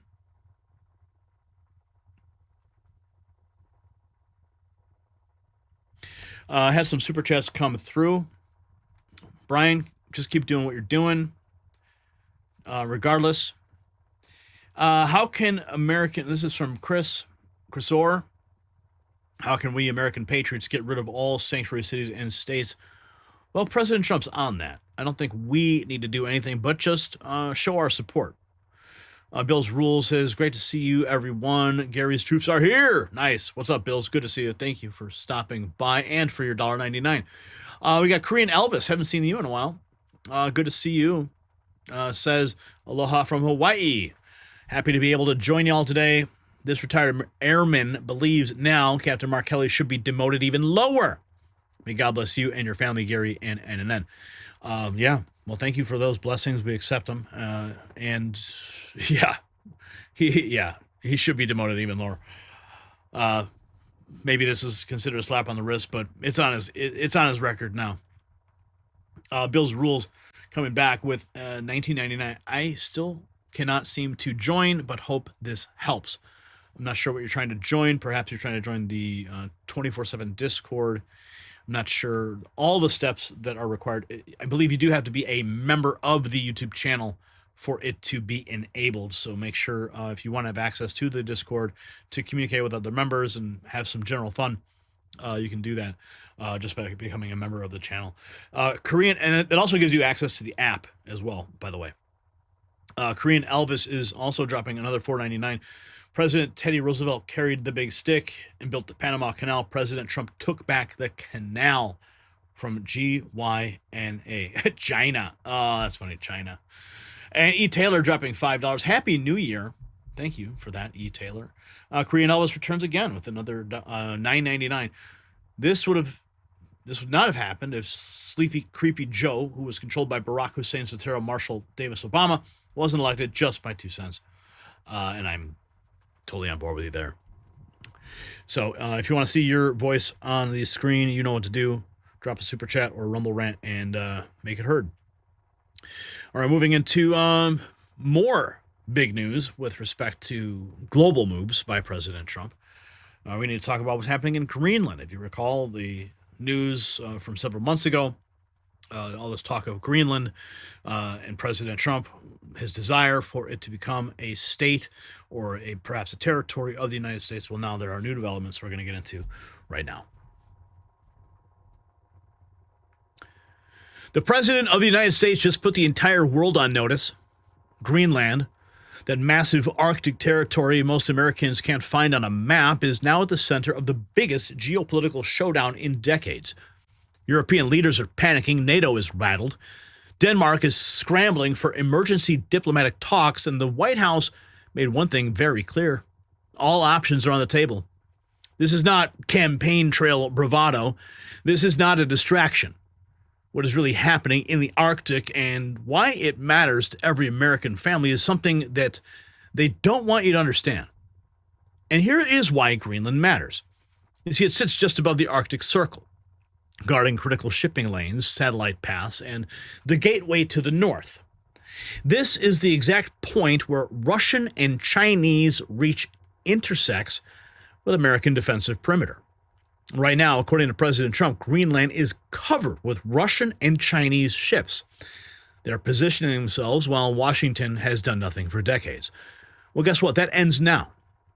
The White House confirmed that the president views Greenland as essential to deterring Russian and Chinese aggression in the Arctic, and his team is actively discussing what a potential purchase or alternative arrangement would look like.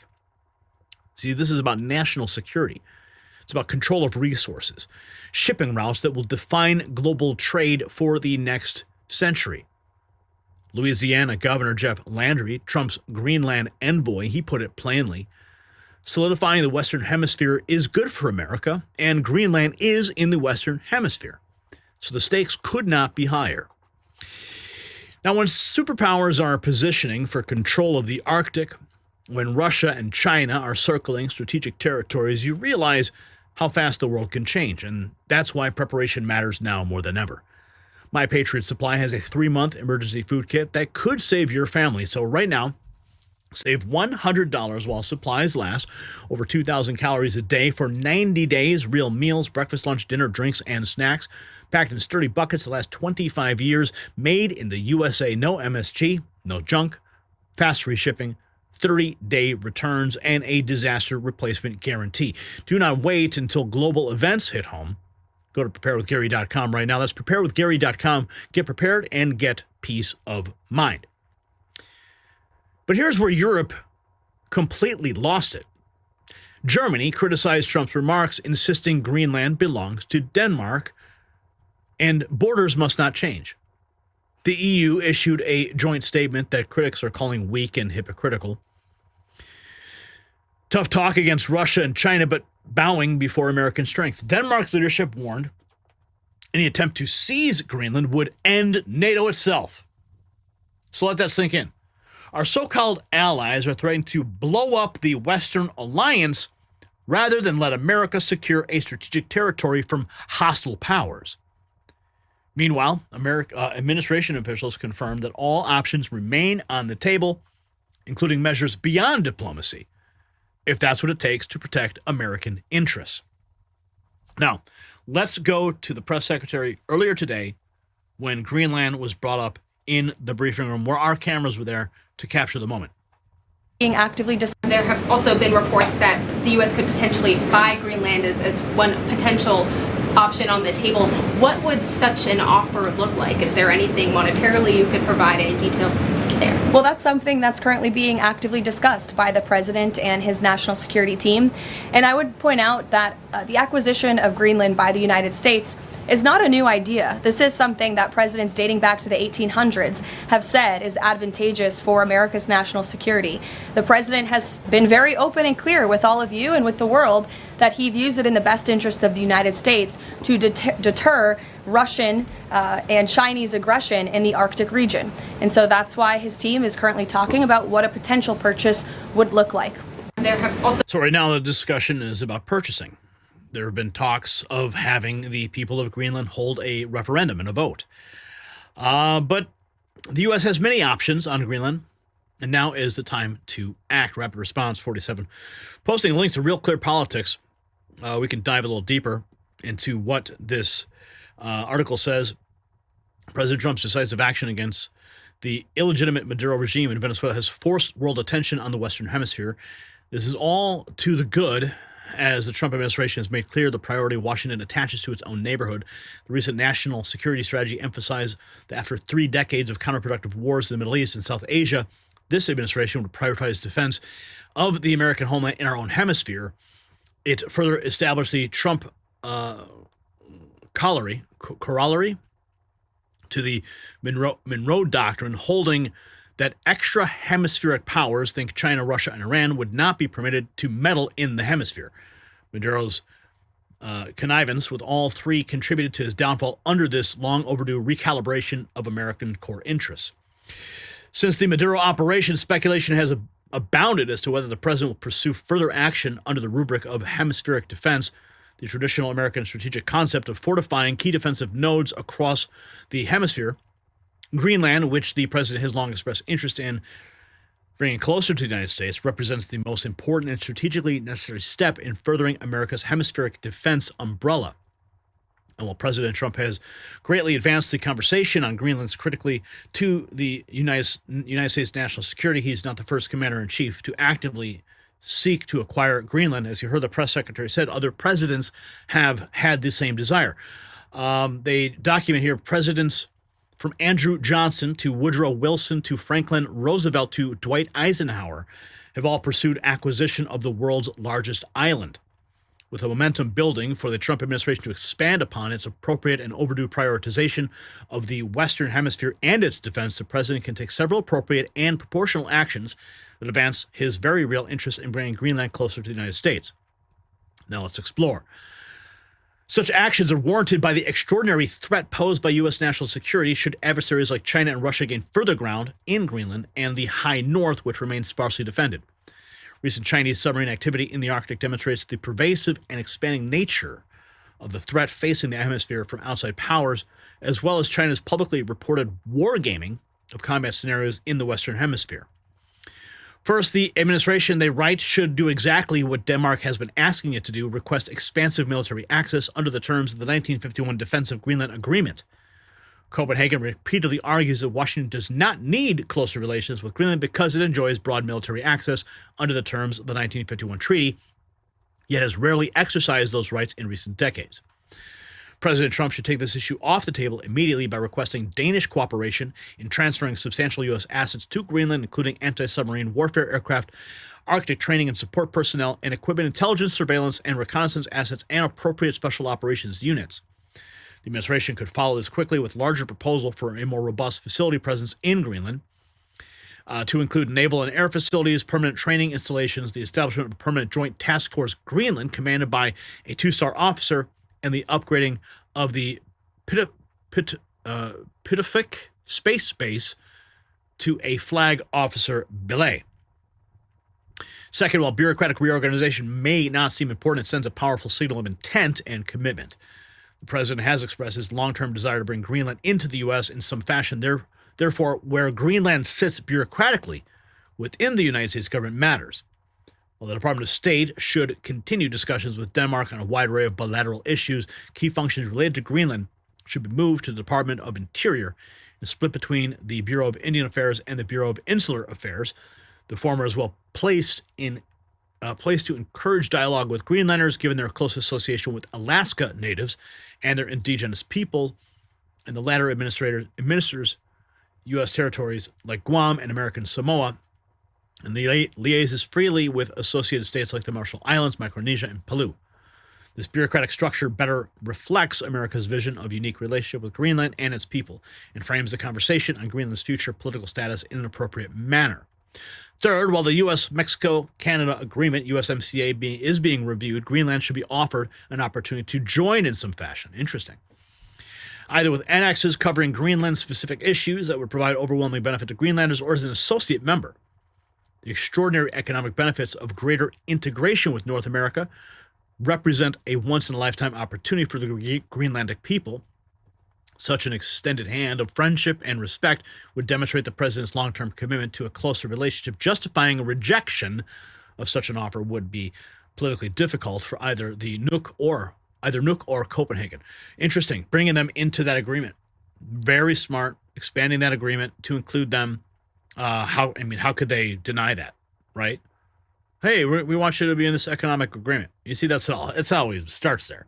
It always starts with economic agreement. And then you have the European Union, right? Remember how that came about? It was all, economic agreements, and now you have a complete economic superstate that's all has its own capital and its own senators and whatever they do over there in Europe, right? So this basically just gets their foot in the door. Fourth, the Department of Homeland Security can designate a critical infrastructure zone surrounding Greenland to include subsea cables, radar arrays, space sensors. This more formally integrates Greenland into DHS planning and makes clear that Washington sees the safeguarding of Greenland's infrastructure as inseparable from America's larger critical infrastructure protection efforts. In light of recent Chinese and Russian activity in these areas, this is both a practical step and important signal of seriousness. Finally, to make clear the long-term view of Greenland as an integral part of the Western Hemisphere and a key node in hemispheric defense, the administration can designate Greenland as a Tier 1 strategic territory of the United States. Bureaucratic nomenclature equivalent to Guam or Diego Garcia. This sends a powerful signal to the world and to Congress that the administration will resource its long-term effort to bring Greenland closer to the United States, commensurate with its strategic significance. Interesting. So to reclassify Greenland as we have currently with Guam or Diego Garcia. Very interesting reclassification would grant a new strategic significance. Really, really interesting. So taken together, these steps offer the president an immediate roadmap to build upon the momentum of the operationalization of the Trump corollary to the Monroe Doctrine and return to hemispheric defense. These actions reflect the president's clear understanding of Greenland's criticality to American national security and the need to take clear, calibrated, and purposeful steps towards realizing stronger ties between America and Greenlanders. This was written by Alexander B. Gray, who served as Deputy Assistant to the President and Chief of Staff of the White House National Security Council from 2019 to 2021. So clearly a member of the first administration, laying out the framework for which this could all occur. Now, we have this, let's see on a few maps why America is interested in Greenland. This map shows all the routes. The most important ones are the ones shown in red, green, and light blue. That is the ones that border Canada and Russia in their greatest extent. So these are the most important borders. Let's take a closer look here, where you can see. Okay, so these are let me just bring this up on this screen. The Arctic Bridge route, the Northern Sea route, the coastal route, the transit route, the Northwestern passages, the Russia-Norway border, transpolar route, and the transpolar route, another one. Okay, so these are all the strategic routes that ships are taking in and around Greenland, and why it is important for us to have a foothold in the control of those routes. Germany has criticized Trump's Greenland annexation remarks, stressing the autonomous territory belongs to Denmark and borders must not be changed. will also have to. Meanwhile, Germany has strongly criticized the annexation plan, stressing that the autonomous territory belongs to Denmark and borders must not be changed by force. Of course, we must. And as far as Greenland is concerned, I can only say that Greenland, like the Faroe Islands, is part of the Danish kingdom. And since Denmark is a member of NATO, Greenland will in principle also have to be defended by NATO. And if there are further requirements to strengthen defense efforts with regard to Greenland, then we will have to discuss this together within the framework of the alliance. You hear what he said there? If anticipating some sort of a hostile takeover of the island, that you have two NATO nations now going after the same piece of land, which would create a conflict within NATO itself. That's what he's saying. The German foreign minister also underlined that Berlin is in close contact with Copenhagen and its European partners. Several other European countries have rallied behind Denmark's stance, rejecting any suggestion that Greenland's future could be decided by external powers. The Austrian foreign minister described as unacceptable the threats and annexation fantasies over Greenland, while France emphasized that there can be no change of borders by force. The European Commission also highlighted that the bloc would continue to uphold national sovereignty and territorial integrity. But President Trump does not need their permission. Let's go to GB News. Greenland should be a territorial area that's controlled by the U.S., but no, there's not going to be an invasion of Greenland. That is a silly distraction. Jason Miller defending Trump's Greenland interests as a serious geopolitical strategy, not an imperialist fantasy. See, the rhetoric that's coming out of Europe wants you to believe that President Trump is going to invade and it's going to create a conflict of interest and NATO is going to collapse on itself because of such an action. But that is the furthest from the truth, according to you, Jason Miller. Circle that. Is President Trump going to invade Greenland?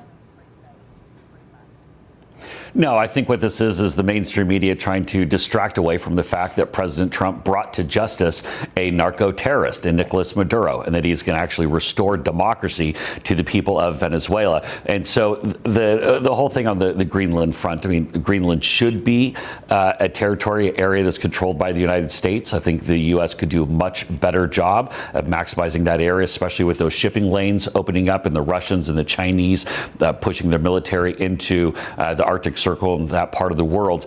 But no, there's not going to be an invasion of Greenland. That's just a silly distraction. So Katie Miller, wife of Stephen Miller, no relation to you, Jason Miller, just to be clear. Was she right to post that tweet? Was it just having a bit of fun and it's been taken and blown out of all proportion? I think she's having a little bit of fun. And by the way, I can't throw any stones at putting some hot takes on social media. I've done it plenty of times myself. In fact, I did a couple times in the last 24, 48 hours. But no, I think Katie was just making the broader point that the United States should be controlling Greenland, that the world would be a much safer and better place. And I think the U.S., quite frankly, could do a much better job than Denmark. And Denmark is a great country and they're strong allies. But let's keep the focus where it is. And that's that President Trump is making the world a safer place. Love what he was able to pull off in Venezuela with just swooping in the dead of night to pull that off. But Greenland should be in the U.S. category. Is President Trump going to invade Greenland? Nope, that's not the case, and it is a grand distraction. NATO crisis. Trump's Greenland obsession splits allies. Fresh off Venezuela, Trump is again targeting Greenland, sending shockwaves through European capitals. This is new rules geopolitics. This is a direct challenge to the post-World War II Atlantic Alliance. Trump's persistent push to acquire Greenland from Denmark forces brutal dilemma onto NATO and EU leaders. Unwavering solidarity with the member state Denmark, reliance on U.S. support for Ukraine and European security. The silent allies' support for Denmark is unanimous in statement, but tellingly cautious in tone. Key leaders from Sweden's Kristersson to the UK's Starmer affirm that only Denmark and Greenland decide their future. Noticeably few dare to name Trump directly. The fear is palpable. Critics criticized Trump risk vital military and financial aid for Ukraine. The NATO nightmare scenario. Danish PM Mette Frederiksen issued a stark warning. U.S. action against Greenland would mean everything stops for NATO. An attack on one ally by another would shatter Article 5's mutual defense principle, forcing 30 nations to choose sides. You see, that's what the Danish prime minister is assuming the worst, that there would be some attack or an invasion. Well, that is furthest from the truth. However, all options are on the table, I guess, right? We don't know what else they are considering in those back rooms at the White House. But Jason Miller believes that that's not the case. European officials believe Trump's Venezuela operation signals a disregard for international law, making his Greenland rhetoric a genuine threat. European desperation. Europe's response has been a calibrated diplomacy, coordinated messages of support, arranged by senior diplomats. They're trying to smother Trump's narrative by embracing Arctic security within the alliance framework, but the underlying tension is existential. As one EU official admitted, we know who our allies no longer are. We know what needs to be done. We just need to bloody do it. The Greenland Gambit is merely the catalyst exposing the deep fracture. The standoff reveals a transatlantic partnership in crisis, navigating a leader who views allies as assets to be acquired, not partners to be respected. So, this is going to continue to develop, and we're going to keep tracking. Here's the joint statement by the EU condemning Trump's Greenland ambition. Please don't invade us. We can maintain it together. Spetsnaz 007 writes, the EU are cucked hypocrites. They act so tough when talking to Russia and China, but bow before the U.S. That's why no one respects Europe anymore. Here is Louisiana governor and Trump's Greenland envoy, Jeff Landry, dropping some truth bombs with respect to Greenland and the Western Hemisphere. For joining Jeff Landry. He's a U.S. Special Envoy to Greenland, working with the president on a plan to acquire the territory. And good morning, Governor. Good morning. And thanks for joining us on set. At first glance and knee-jerk reactions, I understand sort of the, I don't know what you would call it, sort of the surprise or chagrin, or when you talk about, in this day and age, any type of what is perceived to be imperialism or I mean, the world ran like this for centuries, with countries exerting their influence all around the world, seizing territories. We just don't think that it's done anymore. Is President Trump ready to actually seize Greenland, and would that be okay? No, I don't think he is. I don't think that's what he's talking about. And I can't wait to have discussions with Greenlanders about the opportunities that we can do in Louisiana. Look, we got great things happening in Louisiana. We got great things happening in the United States. I think the president is extremely committed to the Monroe Doctrine. It's something that has eroded. We look at what Venezuela has done in the amount of drugs that have come into the United States and the families that have been affected and wrecked by the narco trade since the 90s. He's the first president to finally do something real about the war on drugs.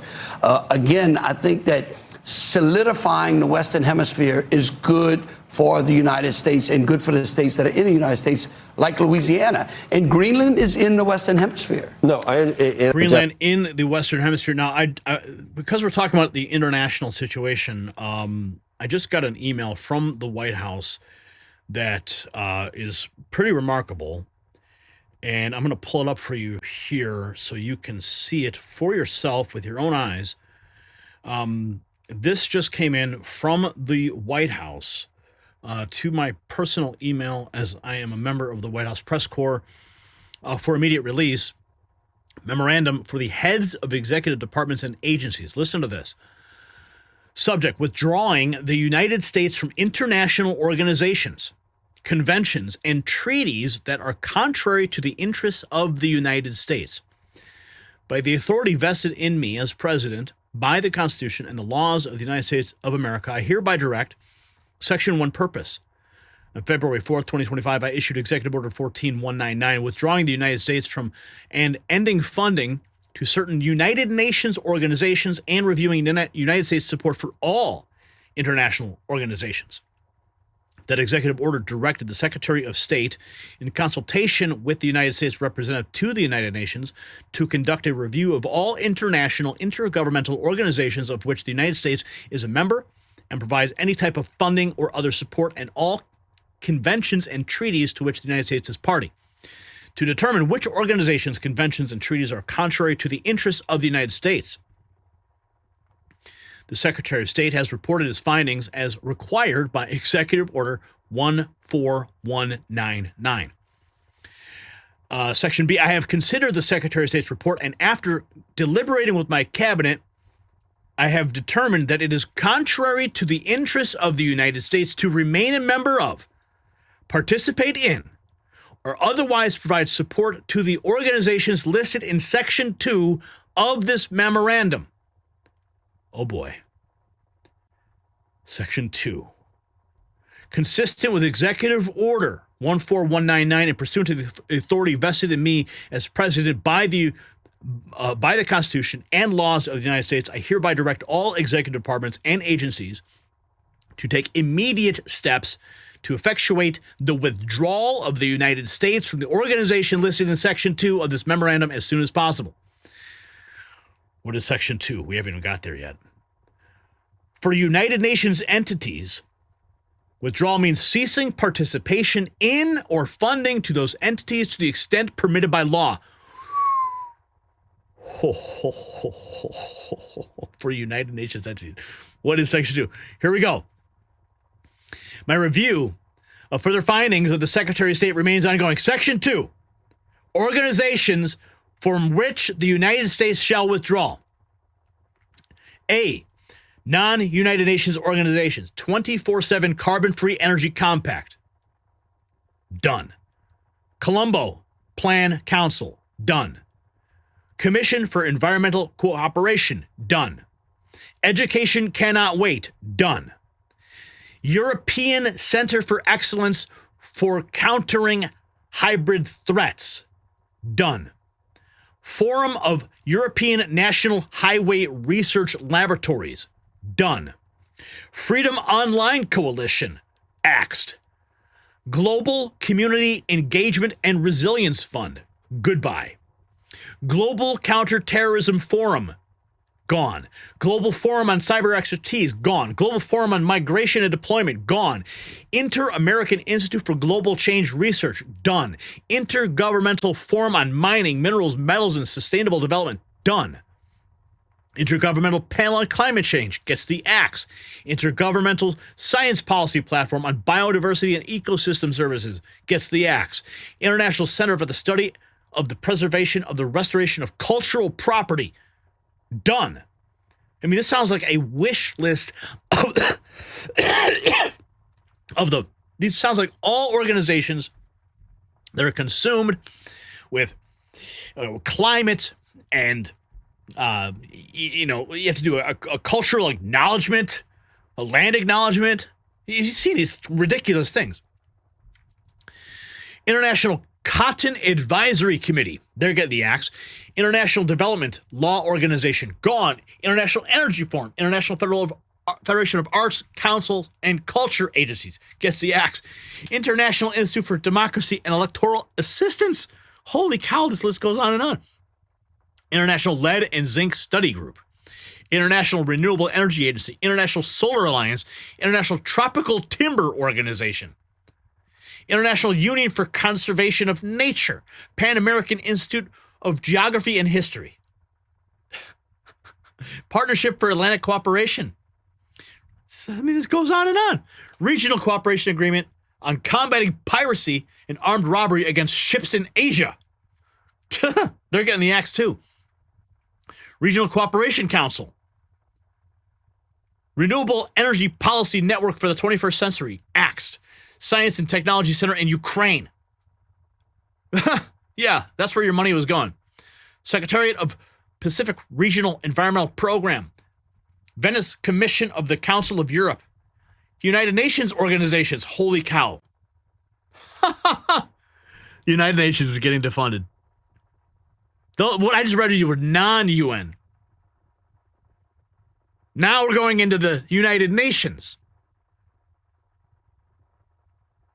The Department of Economic and Social Affairs, the UN Economic and Social Council, the ECOSOC, Economic Commission for Africa, ECOSOC, Economic Commission for Latin America and the Caribbean, Economic and Social Commission for Asia, the Pacific, Economic Social Commission for Western Asia, International Law Commission, International Residual Mechanism for Criminal Tribunals, the International Trade Center, Office of the Special Advisor of Africa, Office of the Special Representative of the Secretary General for Children in Armed Conflict, gone. Office of the Special Representative of the Secretary General on Sexual Violence and Conflict, gone. Office of the Special Representative of the Secretary General on Violence Against Children, Peacebuilding Commission, Peacebuilding Fund, Permanent Forum on People of African Descent, UN Alliance of Civilizations. I mean, guys, this list goes on and on and on and on, all the way. So the implementation guidance, the Secretary of State shall provide additional guidance as needed to agencies when implementing this memorandum. Nothing in this memorandum shall be construed to impair or otherwise affect the authority granted by law to an executive department or agency or the head thereof. The functions of the Director of Office of Management and Budget relating to budgetary administrative legal procedures. Wow. Dude, President Trump just gutted it. The entire international community at 5:51 p.m. on January 7th, 2026, withdrawing the United States from international organizations, conventions, and treaties, contrary to the interests of the United States. So they reviewed all these organizations and found all of them to be contrary to the interests of the United States and gave them the boot. So I definitely went off on a tangent there with respect to the Greenland coverage that we've been doing. But because we're talking about the international significance, it holds bearing. And I admit, while the clip was playing, I glanced at my phone, I saw the email pop up, and I said, okay, what's the White House saying? And it was perfectly timed with respect to what we're covering here. So let's go to the president's remarks. This is 48 hours ago, discussing Greenland. With Russia, I will say this about Greenland. We need Greenland from a national security situation. It's so strategic. Right now, Greenland is covered with Russian and Chinese ships all over the place. We need Greenland from the standpoint of national security. And Denmark is not going to be able to do it, I can tell you. You know what Denmark did recently to boost up security in Greenland? They added one more dog sled. It's true. Sir, they thought that was a great move. What would the justification be for a claim to Greenland? What would the justification? Oh, I don't want to talk about Greenland now. I just say this. We need Greenland from the standpoint of national security. And the European Union needs us to have it. And they know that. I will say this about Greenland. President Trump. Now, the press secretary made it crystal clear. President Trump has been open that he views it in the best interests of the United States, you just heard him, to deter Russian and Chinese aggression in the Arctic region. He says they're all over the place. That is why his team is talking about what a potential purchase would look like. Now, as you saw, Jason Miller, senior Trump advisor, defended the strategy as serious geopolitics, not imperialist fantasy. There will be no invasion. That's what he said. But make no mistake, this administration is not asking permission. America is repositioning itself for the next century, and the Arctic is the battleground they do not want you watching. So what you're witnessing is the return of ambition of America on the world stage. You just saw the executive memorandum I just wrote, gutting all those international agencies, gutting the United Nations of their funding for all those special projects not in line with the United States' interests. Because for decades, Washington watched as the United Nations ran roughshod over anything we did, as Russia planted flags and China bought influence in territories that matter. But there was Greenland. It sat there, strategically vital, resource-rich, practically undefended, while bureaucrats worried about optics. We see that era is now over. President Trump is treating Greenland like what it is, a national security priority. European leaders can melt down all they want. They can threaten NATO. They can issue joint statements. But here is the truth they cannot escape. The Arctic is the future, and America will not cede it to Beijing or Moscow. Governor Landry said it best. Solidifying the Western Hemisphere is good for America.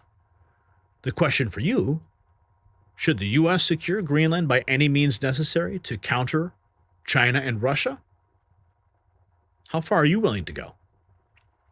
Sound off in the comments and grab your gear at the Next News merch shop, linked in the description.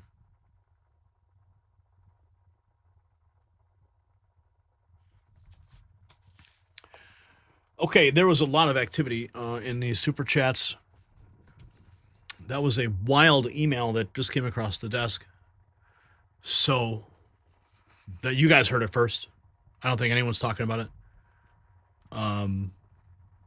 That just came in moments ago.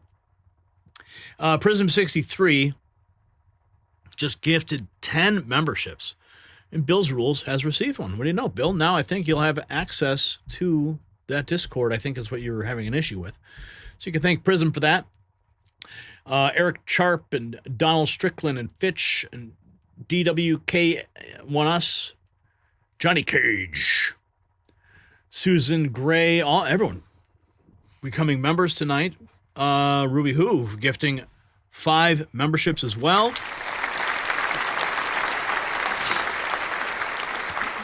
And then we have this, Salty Nationals. What are you guys doing in the chat room? What's up, chat? What are you doing? You guys are doing like a blitz on the membership gifts tonight. That's really cool. Get people in that Discord, get people talking and chatting, hanging out. Remember, though, we're not responsible for what happens.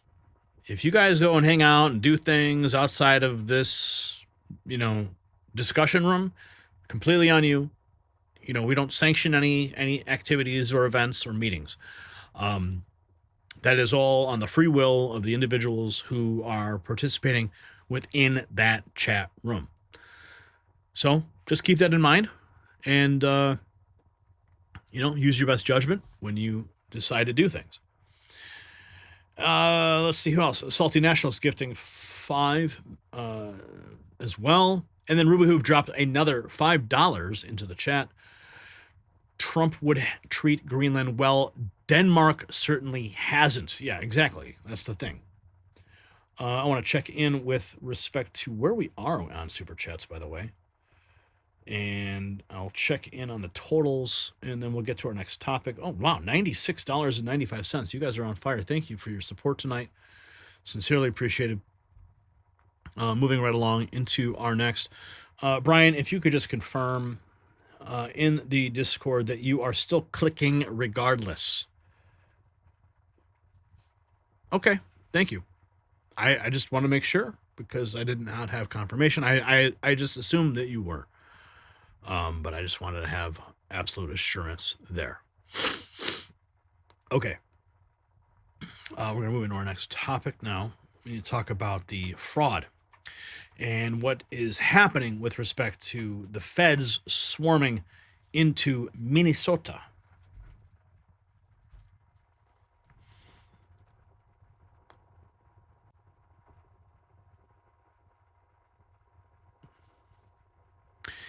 You already know about the $9 billion.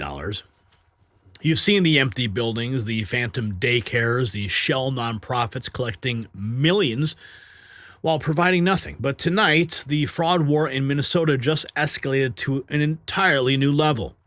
The Trump administration declared an all-hands-on-deck action. DOJ is surging prosecutors. DHS is deploying assets, and Tom Homan just sent Tim Walz a message he will never forget. Democrats think this is bad now. Well, they better get some counseling, because what is coming next will make today look like a warm-up. Now, here's what just happened. Listen carefully. The White House confirmed this is no longer a routine investigation. This is a full-scale federal assault on corruption networks that have been politically protected for years. Officials warn that Minnesota is only the beginning. Any state where similar schemes exist is next. See, we already knew the scale. $9 billion over 5 years. That's according to federal prosecutors. Numbers even going bigger than that. President Trump saying $19 billion. We all know it's the tip of the iceberg.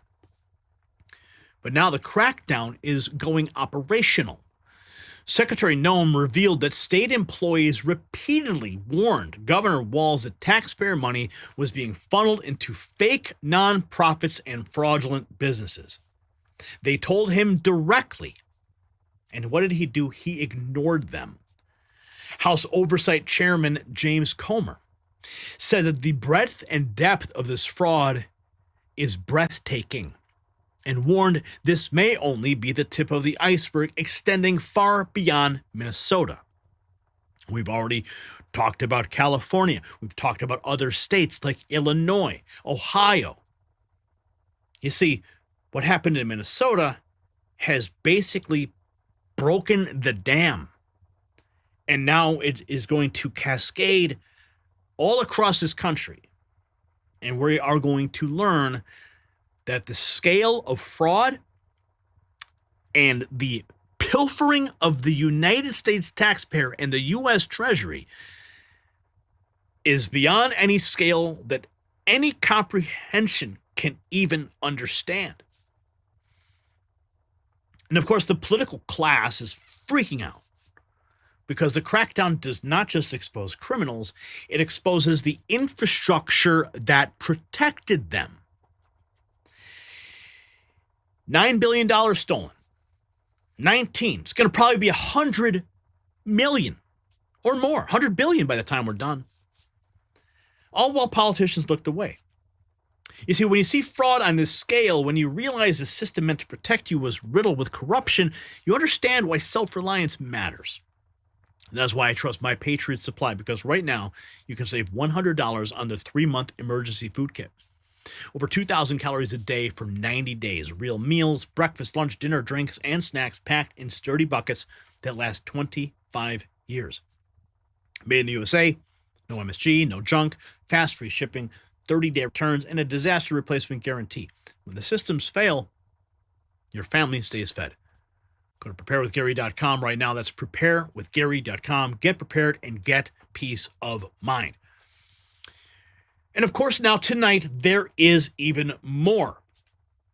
Minnesota Attorney General Keith Ellison is facing renewed scrutiny after a 2021 audio recording has resurfaced.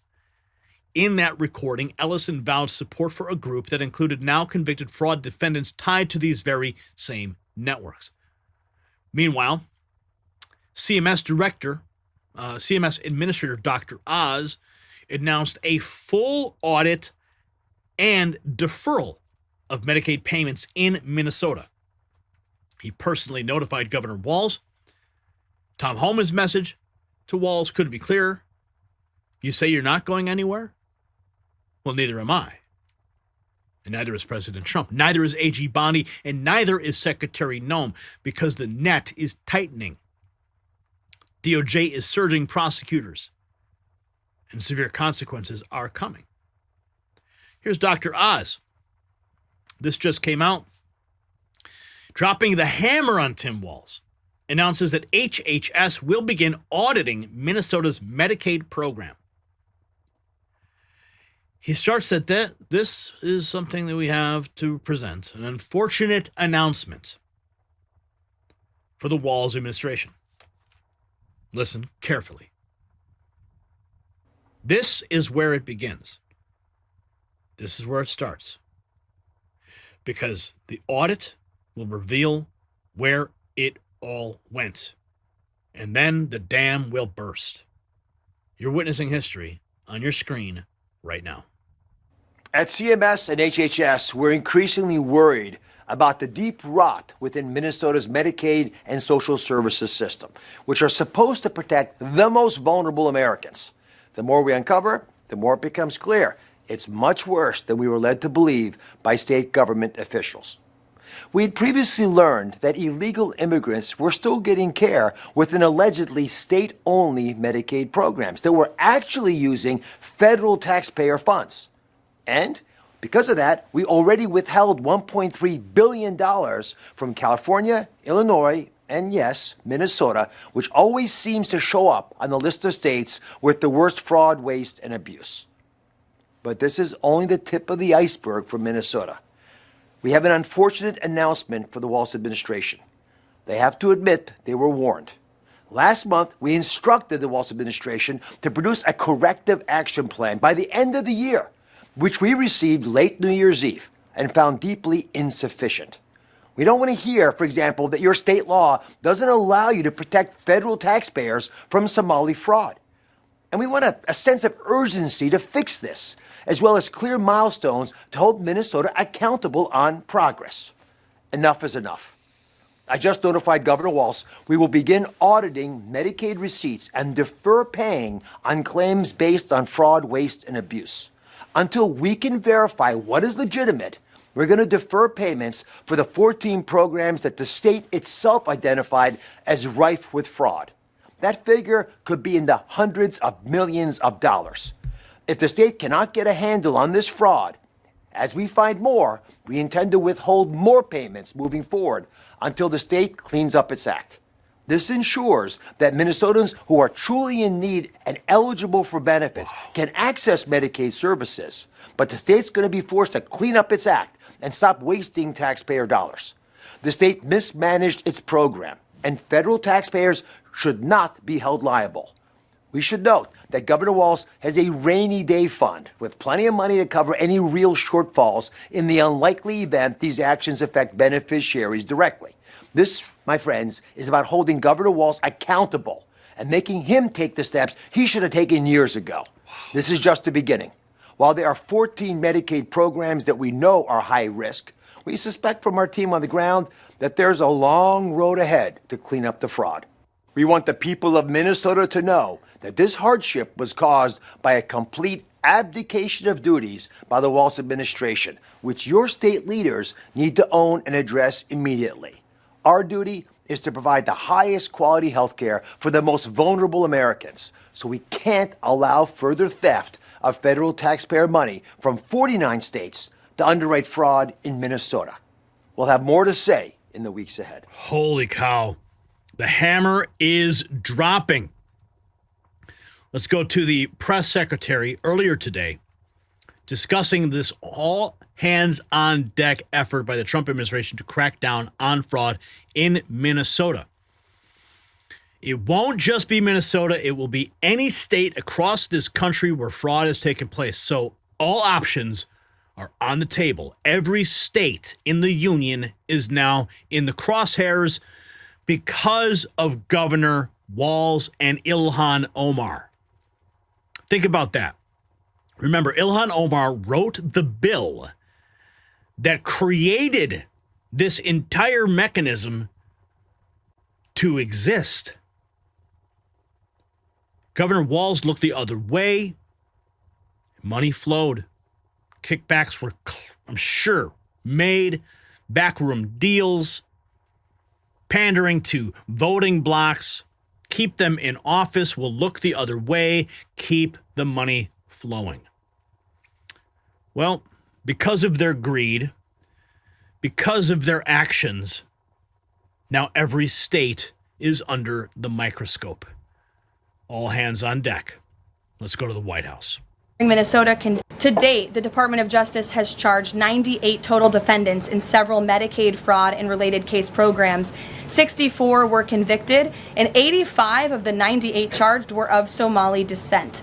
The DOJ has also issued over 1,700 subpoenas executed over 130 search warrants, and they have now added more attorneys to their office there to absorb the case flow.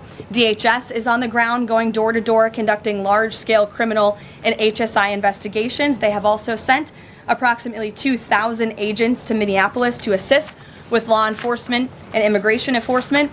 As I said, Secretary Noem was on the ground yesterday.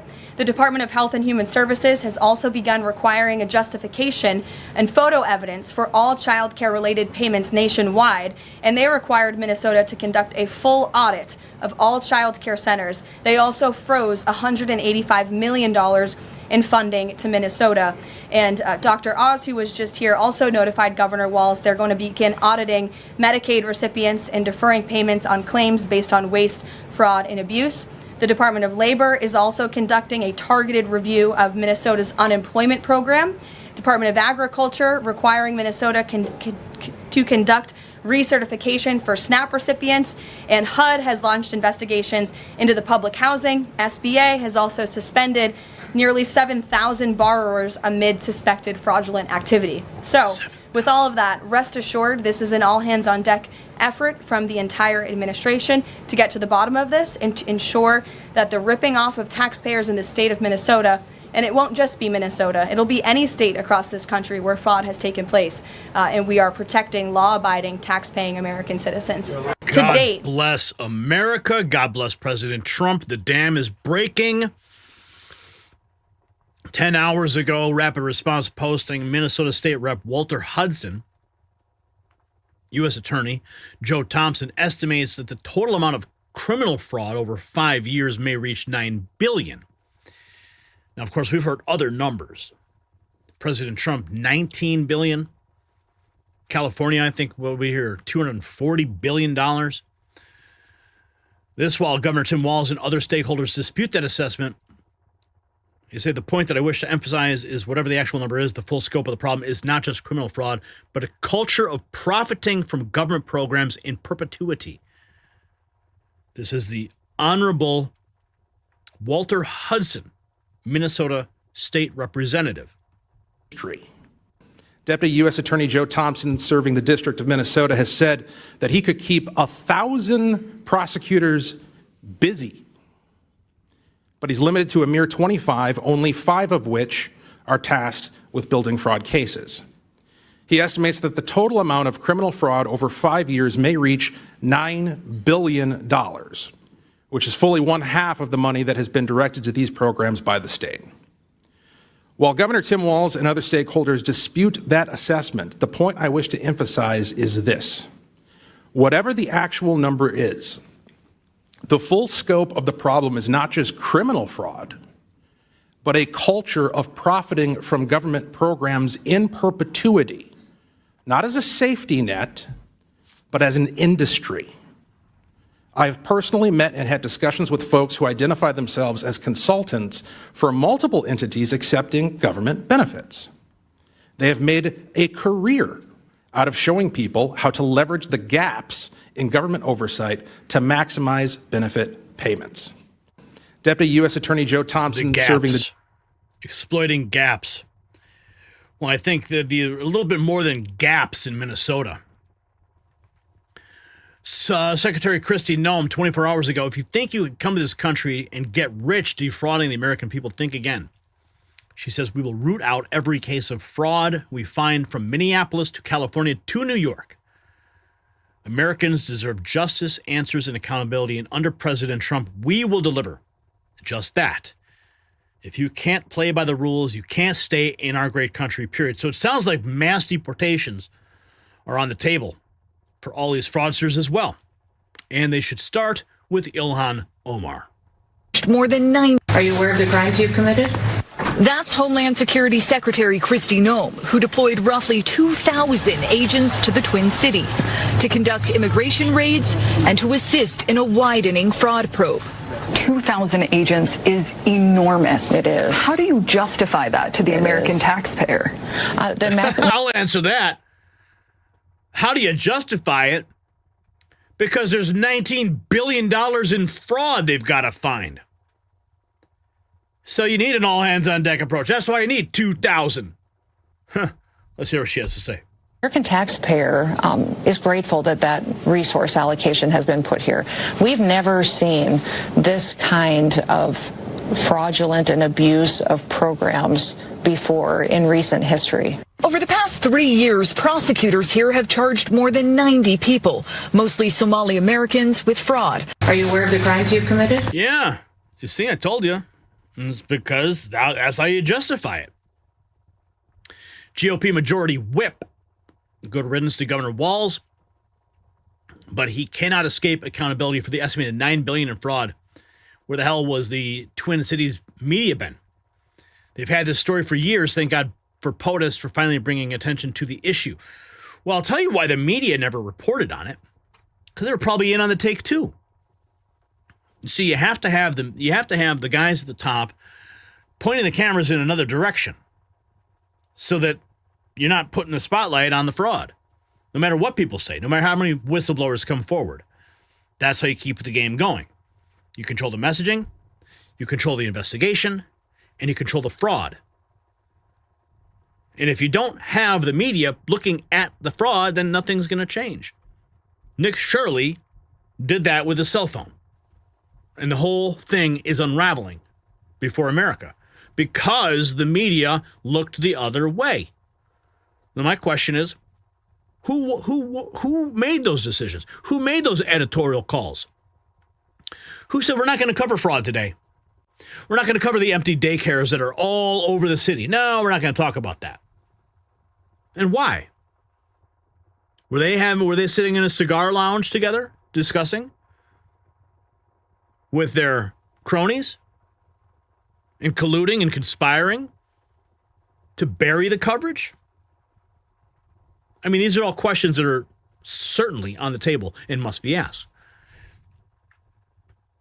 Let's go to the GOP majority whip right now. If you just, as I said on Monday, good riddance to Governor Walz, but he cannot escape accountability for the estimated $9 billion in fraud. How did this happen? And where the hell has the Twin Cities media been? The Star Tribune is complicit. They have had this story for years, if you just heard, and they've refused to report anything on it. In fact, they continue to try and cover up. Our Minnesota Republican colleagues have demanded answers and accountability for years, but have seen nothing from Walz, his administration, our Democrat colleagues like Tina Smith, Amy Klobuchar, Ilhan Omar, and Angie Craig, or the worthless Star Tribune. Thank God for President Donald J. Trump for finally bringing attention to this issue. As I said on Monday. So I'm not the only one who believes it. They're all in on the take, every single one of them. Let's go to Secretary Noem on Fox with Jesse Waters.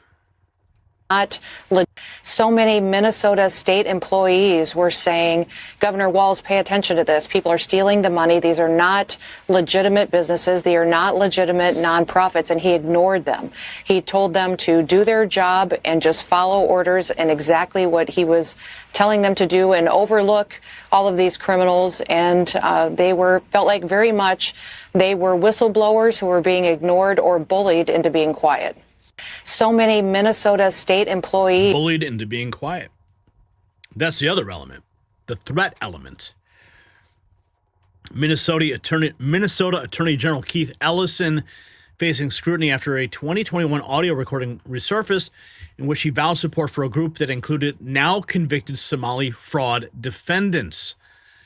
Alex McAdams TV. This is Fox and Friends reporting this just 14 hours ago. Of people who are, so as we know here in Minneapolis, the investigation into these fraud allegations is far from over. But sources are telling Fox again this morning that now that Governor Tim Walz says he's not going to run for re-election, the feds are also shifting their focus to the state's Attorney General, Keith Ellison. Why? Because a newly obtained clip by Fox that we just got yesterday, that was from 2021, has Ellison meeting in this recording with a group of people who were asking for his help. The problem is those people, you guys, were then just days later arrested for one of the biggest fraud scandals in the state. Watch. The only way we can protect what we have is by inserting ourselves into the political arena, putting our votes where it needs to be, but most importantly, putting our dollars in the right place and supporting candidates that will fight to protect our interests. That's right. You can only protect our interests when we have your back, and you don't have to worry about who's behind you. So now officials are saying, why was Ellison meeting with this group? That's exactly the way it works. I'm going to play that recording back again, but listen very carefully. What I just laid out earlier is exactly the scenario that's playing out. We will keep the money flowing. We will vote for you. Listen to the messaging in that recording again. Fraud scandals in the state. Watch. The only way we can protect what we have is by inserting ourselves into the political arena, putting our votes where it needs to be, but most importantly, putting our dollars in the right place. And so, do you hear that? That's code. The only way we can protect what we have is by inserting ourselves in the political arena, putting our votes where it needs to be, most importantly, putting our dollars in the right place and supporting candidates that will fight to protect our interests. The interests are fraud. Okay? To protect what we have, that is the racket. To protect the racket, we have to insert ourselves into the political arena. And to protect the racket, we need to put our votes where it needs to be, with candidates who are willing to also protect the racket, and most importantly, putting our dollars in the right place, donating to the campaigns who will protect the racket, and supporting candidates who will fight to protect our interests. Ellison, that's right. You can only protect our interests when we have your back, and you don't have to worry about who is behind you. Oh my God. You can only protect our interests when we have your back. Holy cow. If there was ever a smoking gun recording, there it is. That was recorded December 11th, 2021, obtained by attorney Kenneth Udebok. Holy cow. supporting candidates that will fight to protect our interests. That's right. You can only protect our interests when we have your back, and you don't have to worry about who's behind you. So now officials are saying, why was Ellison meeting with this group in the first place? They were asking him to help them get more federal funding. And then they all get arrested days later. I guess the votes and the money didn't come soon enough. Offering votes and campaign donations for support. So the audio clip's part of an ongoing investigation into the widespread fraud across the state. Ellison's office sharing an op-ed that he wrote in the local paper.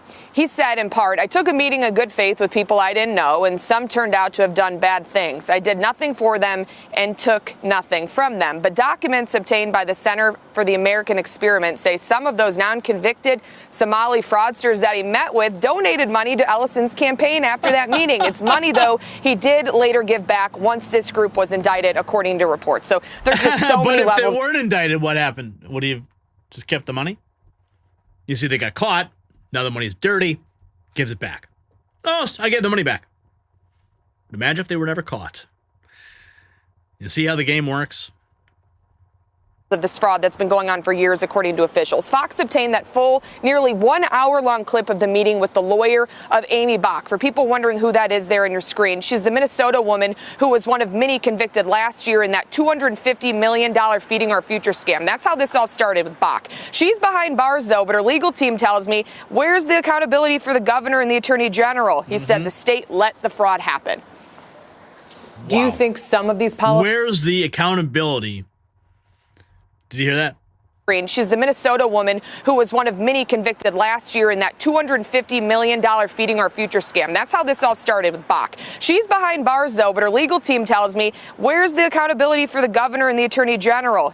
Where's the accountability for the governor and the attorney general? Well, accountability is coming. Kristi Noem declared it. President Trump delivering it. That the state let the fraud happen. Do you think some of these politicians should be held accountable? I would like to see someone someone in the state, I don't care whether it's the governor, I don't care whether it's the attorney general, someone take responsibility.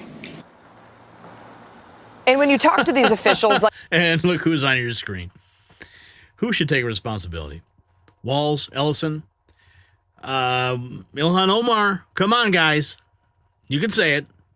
Governor Tim Walz and AG Ellison, they say they've been fighting fraud in Minnesota for years. But the legal team here says Walz and Ellison did not fire or charge a single government employee in connection to this massive scandal that happened on their watch. Walz is not running for re-election, but the White House says that's not going to stop them from investigating him.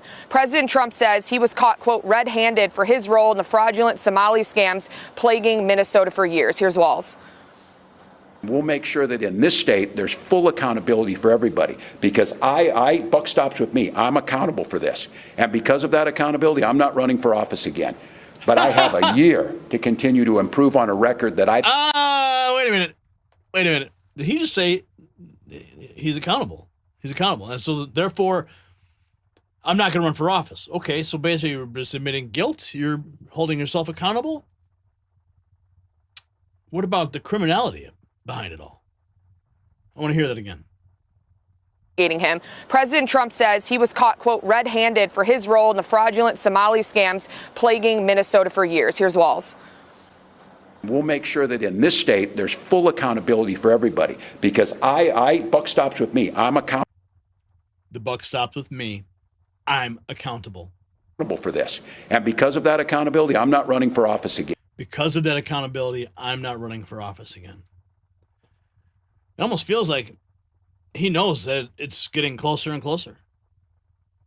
And he's just going to say, I'm going to follow my sword. I'm going to drop out of my campaign.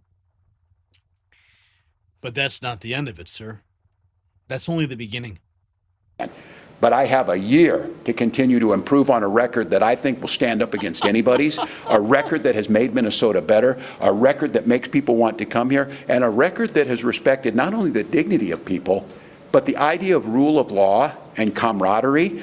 I'm not going anywhere. And you can make all your requests for me to resign over my dead body. Will that happen? I will fight this thing till the very end to make this state better. And the question that I think they need to decide is when did the guy in the White House resign? So as we know here, he says he's got a year, 1 year runway to make things better, to prove his value to the people of Minnesota. Well, I'll tell you this, my friends, over the course of the next year, this is going to hang like an albatross around his neck until he drowns, until he is forced to resign. Because, like I said, this is only the beginning. We all know this is just the tip of the iceberg. The investigations are only beginning. You heard Dr. Oz at the beginning. The audits are beginning. You heard the press secretary say, all hands on deck. Every agency has their guns trained on Minnesota. And with that much firepower trained in one central location, this guy, Walz, doesn't stand a chance for a year. Because there is no man on planet Earth that can endure that kind of firepower for a prolonged engagement at the last year of his administration. Well, I take that back. There is actually only one person. The only person that can sustain that kind of that firepower from every single angle and emerge victorious is President Trump. That man survived every single attack that these people have thrown at him since he came down that escalator, to the point of assassination attempts that were foiled by the archangel of heaven.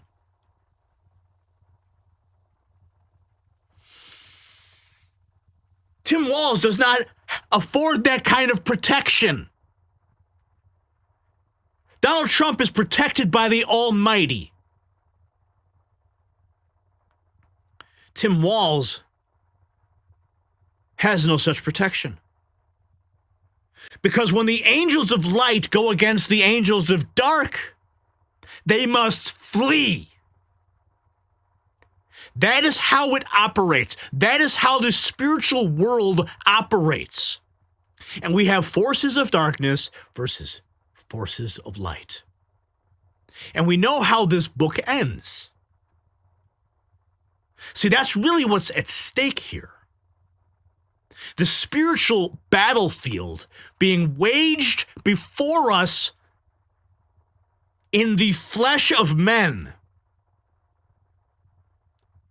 The difference here is that President Trump has been anointed and appointed by the American people and by the Almighty to root out the darkness in this nation. And there will be no weapon formed against President Trump or his agenda that will stand a chance. Because the darkness that envelops Walz and his people will be destroyed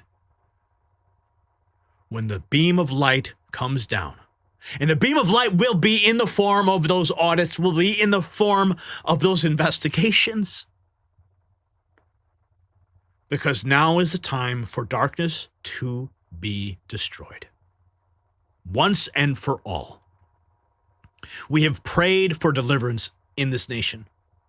We have prayed. And it is now happening. When Nick Shirley raised his camera and knocked on the Leering Center in Minneapolis, that is when the dam broke. And all bets are off. So if Governor Walz thinks he's going to survive the next year in his administration before he has to be forced to resign, he's got another thing coming. Because it's either resignation or handcuffs.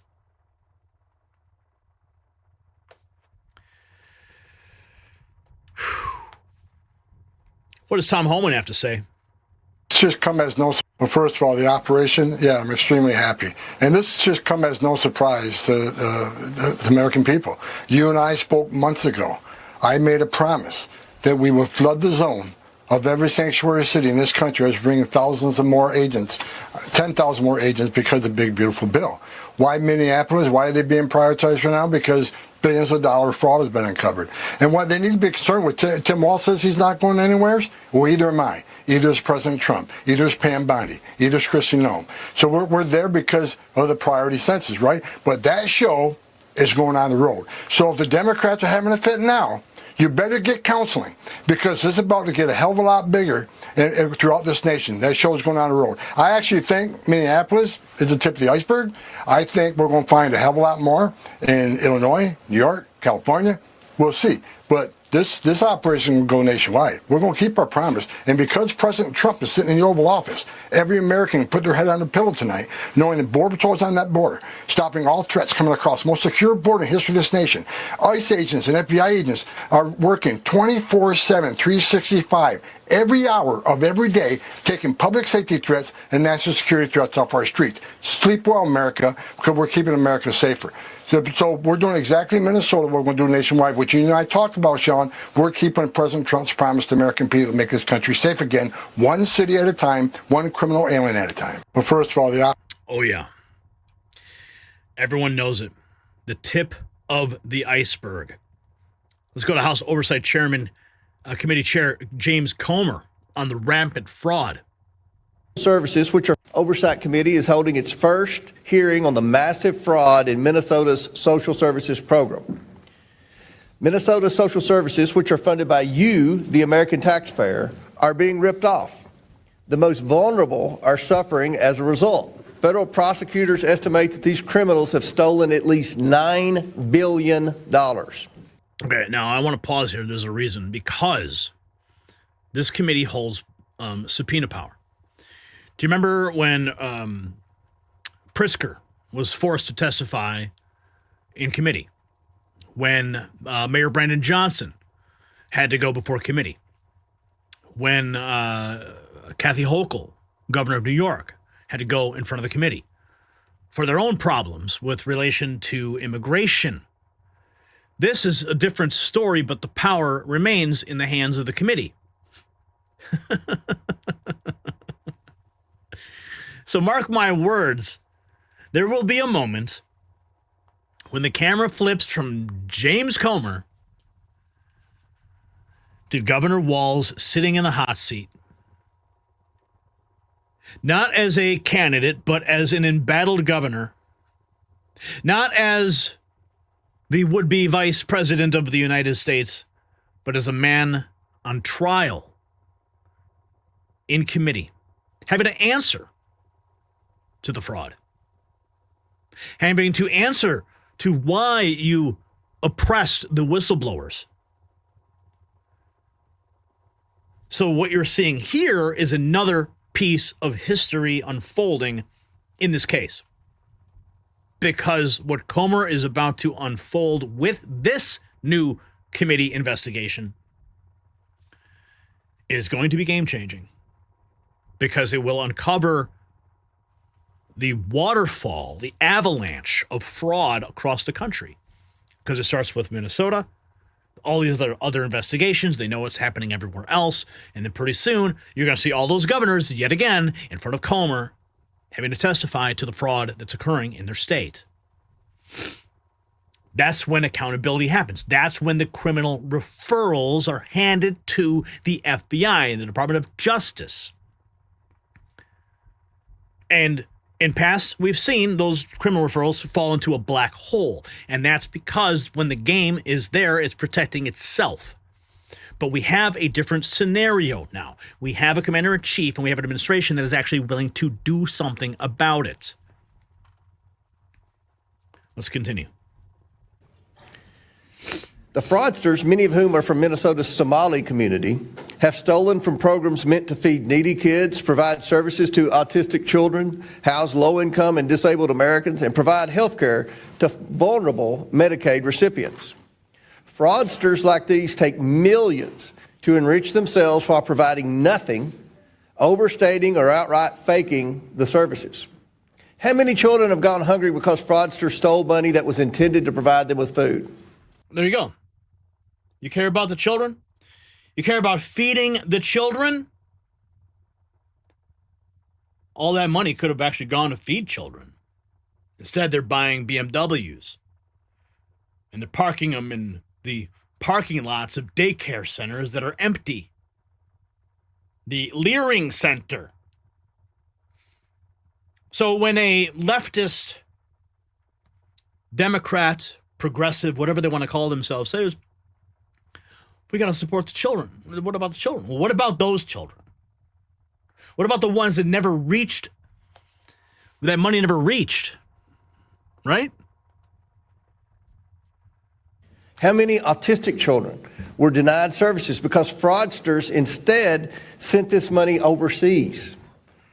How many low-income seniors, people with disabilities, or those with mental illnesses were denied access to housing because fraudsters drained resources and pocketed the money for themselves? The breadth and depth of this fraud is breathtaking. And I fear that this is just the tip of the iceberg. Oversight Committee is holding its... That's the word of the day. Tip of the iceberg. Everybody knows it. Everybody sees it. ICE stages big Twin Cities operation. DOJ surging prosecutors to Minnesota to bring fraudsters to justice. Bondi vows severe consequences for those convicted. The headline on the New York Post, right there, DOJ, consequences. The Justice Department surging prosecutors to fraud-plagued Minnesota in an effort to crack down on criminals robbing American taxpayers. Only the beginning. And there is no time to turn the Titanic because they're barreling right down on it. That iceberg is about to sink every one of them. You see, Kristi Noem, she delivered the message every fraudster in America needed to hear. If you think you can come to this country and get rich defrauding the American people, think again. They will root out every case from Minneapolis to California to New York. Americans deserve justice. $1 billion. Americans deserve accountability. Under President Trump, they will finally get it. Congressman Tom Emmer asked the question everybody wants answered. Where has the Twin Cities media been? They had the story for years and they buried it. Thank God for President Trump for bringing to attention what has been hidden in plain sight. Thank God for Nick Shirley for having the courage to hold his cell phone up.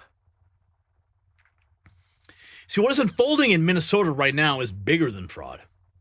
It is the exposure of an entire system designed to protect criminals at the expense of American taxpayers. For years, the whistleblowers warned. State employees raised alarms. The people in charge, the governor, the attorney general, Ilhan Omar, the media, they did nothing. Worse than nothing. They attacked anyone who asked questions. They called investigators conspiracy theorists. They let billions vanish into shell companies and phantom nonprofits. Well, guess what? That era is over. The Trump administration is not asking permission. They're surging prosecutors, deploying federal assets, and promising severe consequences. Minnesota is the opening salvo and is not the final act. The reckoning is going to continue to build. So the question for you, should Tim Walz face criminal investigation for ignoring the fraud warnings? Yes or no? Drop your answer in the comments and support independent journalism by checking out the Next News merch shop in the description.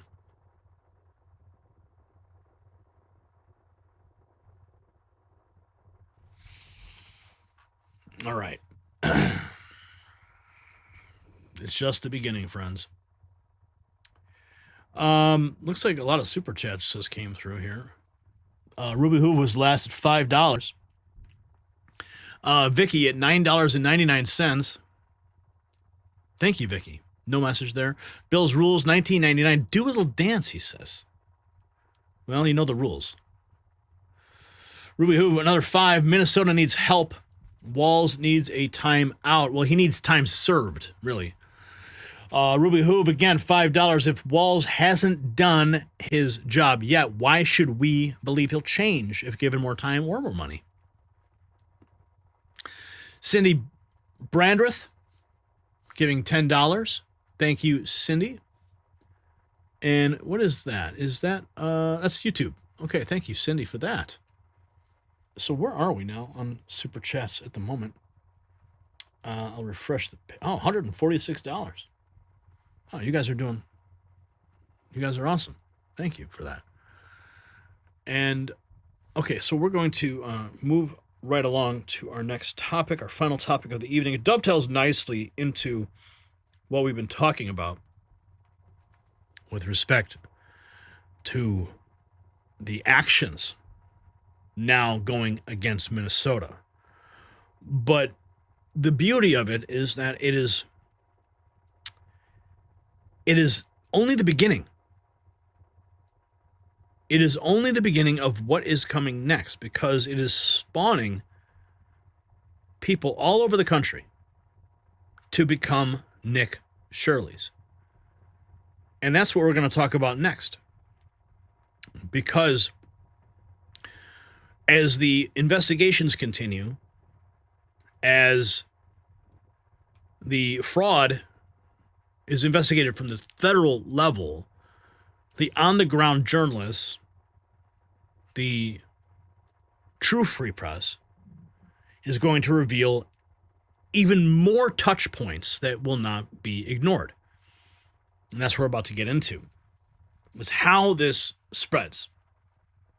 It's a very important piece of this puzzle.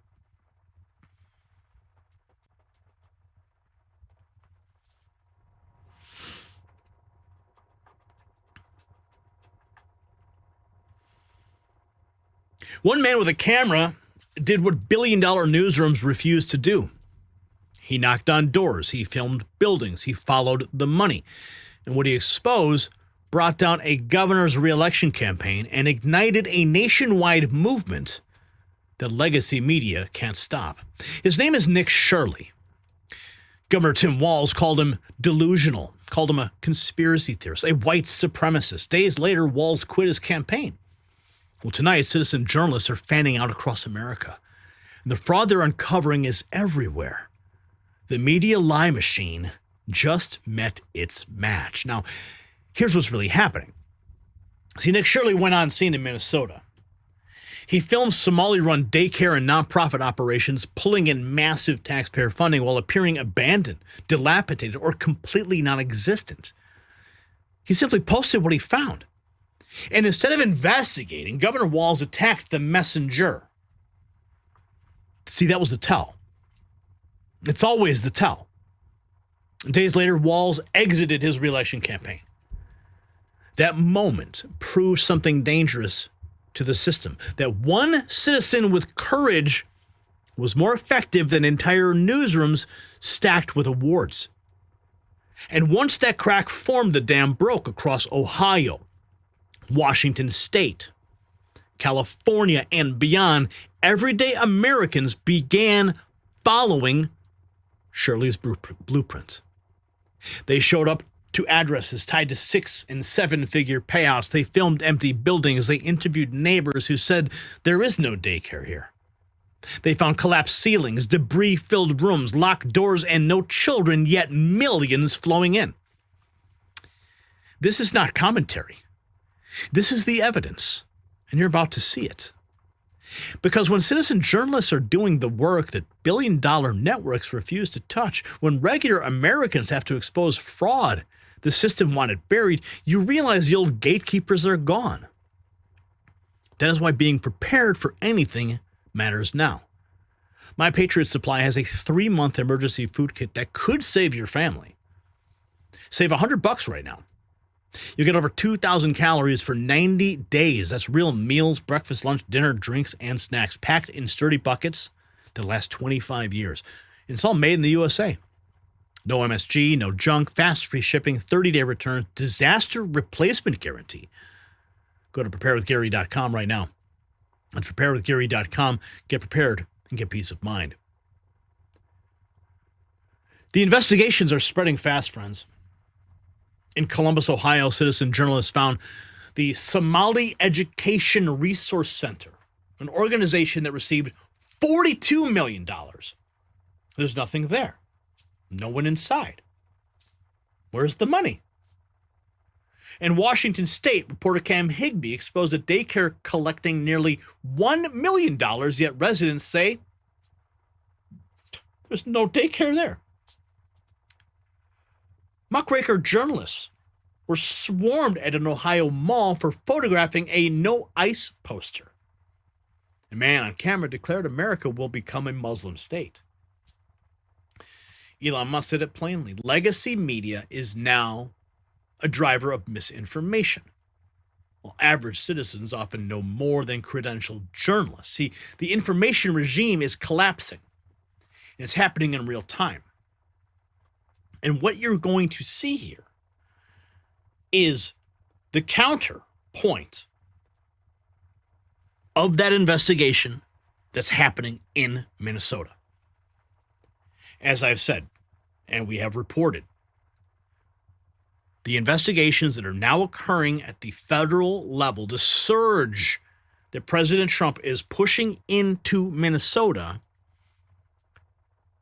is now going to activate those prosecutors.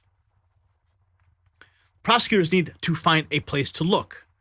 Oftentimes, they don't have all the resources available because they're focused on one thing. Well, guess what? Nick Shirley provided one touch point, and that's why the surge is happening in Minnesota. But when you have hundreds of journalists all across the country doing exactly as Nick did, what happens next? Now you have hundreds of more touch points that the prosecutors can then focus on as well. And that is how you bring the entire fraud and corruption system down. Not with the New York Times, okay? Not with any of the legacy media, but with average people with cameras and a phone. That's it. And the whole system collapses because of this guy here. Because he showed him how it's done. Now, I'll remind you, I've been doing this for 20 years. And before we had the ease of using cell phones, I was in the streets doing exactly what he was doing. My cameras were bigger, they were bulkier, they were slower. Analog, recording to tape, distributing information DVD to DVD, burning hundreds of thousands of DVDs at a time. By any means necessary, waking up the American people. It's a lot easier now. He's in his early 20s. That's actually when I started doing my citizen journalism work, in my early 20s. But the tools are different. And the means of distribution are much different.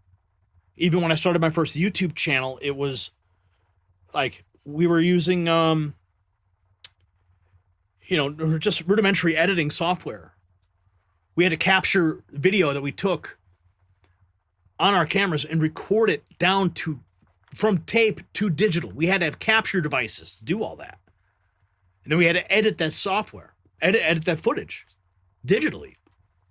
And the game has changed. Now you can do it all right on your phone. So, and then you can upload it in 10 seconds.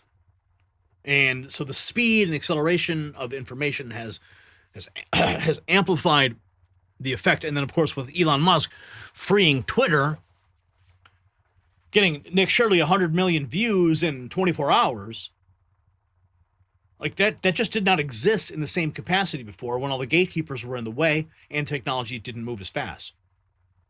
But that's why we can see the accountability happening and, of course, the effect of all of these other reporters who are rising up. Now, this is what Elon Musk had to say. This is Mario Naval posting this right before the new year. And I'm going to get to the investigation of these other reporters in a moment, but we have to set the stage with what Elon is presenting here. One who doesn't really understand. I think the media is the driver of misinformation much more than the media would like to admit that they are. And I think in a lot of cases, it is the average citizen that knows more than the journalist. In fact, I mean, very often when I see an article about something that I know a lot about, and I read the article, it's like, they get a lot wrong. Sort of the best interpretation is someone who doesn't really understand what's going on in industry, has only a few facts to play with, has to come up with an article. It's going to be, it's not going to hit the bullseye. So then, like, generally, this is how I explain this to other people. If you read an article about something you know about, how accurate is that article? Now, imagine that is how essentially all articles are. They're an approximation of what's going on, but not an exact situation. So if somebody is actually like an expert in the field and was actually there and writes about their experience of being actually there, I think that actually that's in a lot of cases going to be better than a journalist, because the journalist wasn't there. I think, and that's exactly why Nick Shirley was on the ground and shared his experience. Better than a journalist that went to school for it and, got to go to New York and, get a job at the Times, climb up the ladder, jump from station to station, from market to market, hoping that one day they would be the next CNN host. Yeah, we know who you are. Check this out. Let's get into some of this investigative work here. Ryan Mata writes, if you're a citizen journalist who lives in Ohio and is investigating Somali daycares, check out City Center Childcare. Heather, let's just say the whole gosh damn house of cards is about to come crashing down. Let me introduce you to the fourth American citizen journalist in Ohio just today, in the last 4 hours, has done their own exposed video, and yet on another daycare ran by Somalis over in Ohio. So check this one out. This one's by Heather Leffler, if I'm saying that right, Leffler, Leffler. She says a friend investigated a daycare in Grove City, Ohio, after hearing about a similar case in Minnesota where fake daycares allegedly received millions in taxpayer dollars. The center seemed inactive with no response to calls or knocks. After knocking, she received a call claiming the daycare was closed until Monday due to plumbing issues despite prior unreturned calls. We've noticed that the building doesn't seem like they've had any kids coming in or out, ever. Their Facebook page raises some red flags too. The reviews seem suspicious, and some of the photos look like they've been photoshopped or taken elsewhere online. Holy shit, buckle up. Make sure you guys swing over and give Heather a follow. And if anybody else is exposing any of these daycare frauds, please, Ryan Matta Media over on X, shoot me a DM and send me a link to the video that you post, and I'll help make another video like this and blow it up for you. God bless you guys. Keep up the great work. Check this video out. So, again, it's people like him who are providing the amplification. So you have what we're about to see is the video that he discovered on X, much like what we do here. We discover a lot of the content that comes from the independent creators and we amplify. So this is how the effect continues to compound itself. People like us, people like him, Ryan here, amplifying the message. I am acting like a complete creeper here. And nobody, even after banging on the door, ringing the doorbell, using whatever sad version of a Ring camera this is, nobody has come out to see what the hell I'm doing. And then more than that, their Facebook page lists them as open.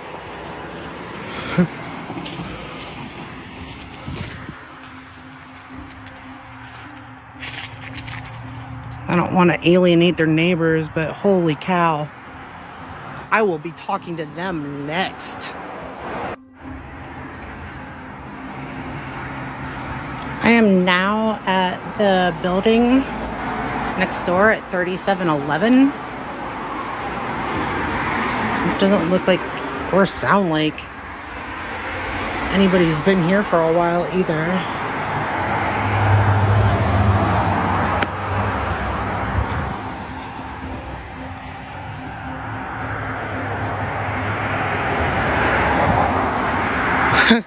It goes to 3713. Oh my.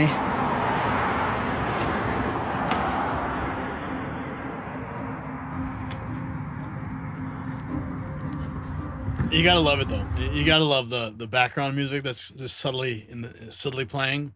The tension. You have to add that. You have to add that. I mean, come on.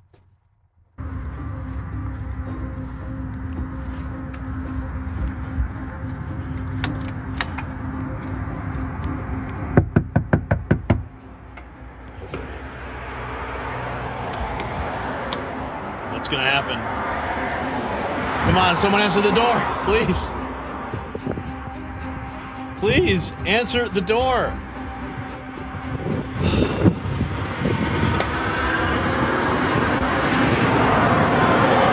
It's gotta be another door. She's not giving up. Oh, here's another door. Knocking on every door. Come on, somebody answer.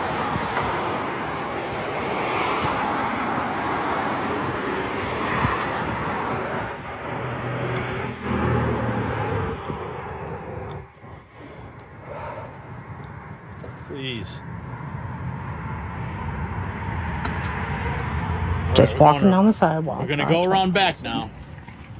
Very new retired blacktop.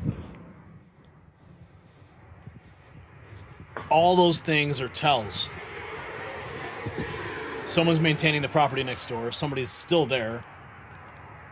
Not sure what time of day it is. Maybe there's. Let's just say the whole gosh damn house of cards is about to come crashing down. Let me introduce you. But that's the relentless pursuit of truth that you need to have and the courage to go and just knock on the doors. You know? Here's another one. Citizen journalist Brock Miller just exposed another filthy, dilapidated, rundown building in Columbus, Ohio, run by Somalis claiming to be a child care center. Says it's open, ceiling falling out. The place is a total dump and debris is everywhere. A child care center in that condition. Really? Today I'm showing you 161 Childcare in Columbus, Ohio. And as you can see, it does not look like a child care center at all. It is locked, says it's open. There's a little desk right there, but the ceiling's all falling out and stuff like that. And if you come around back, you can see that this place is just a total dump.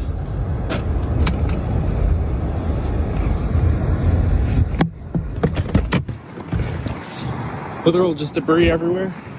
I like how he had to put the crazy woman up front. All right, of course, that's the hook. Are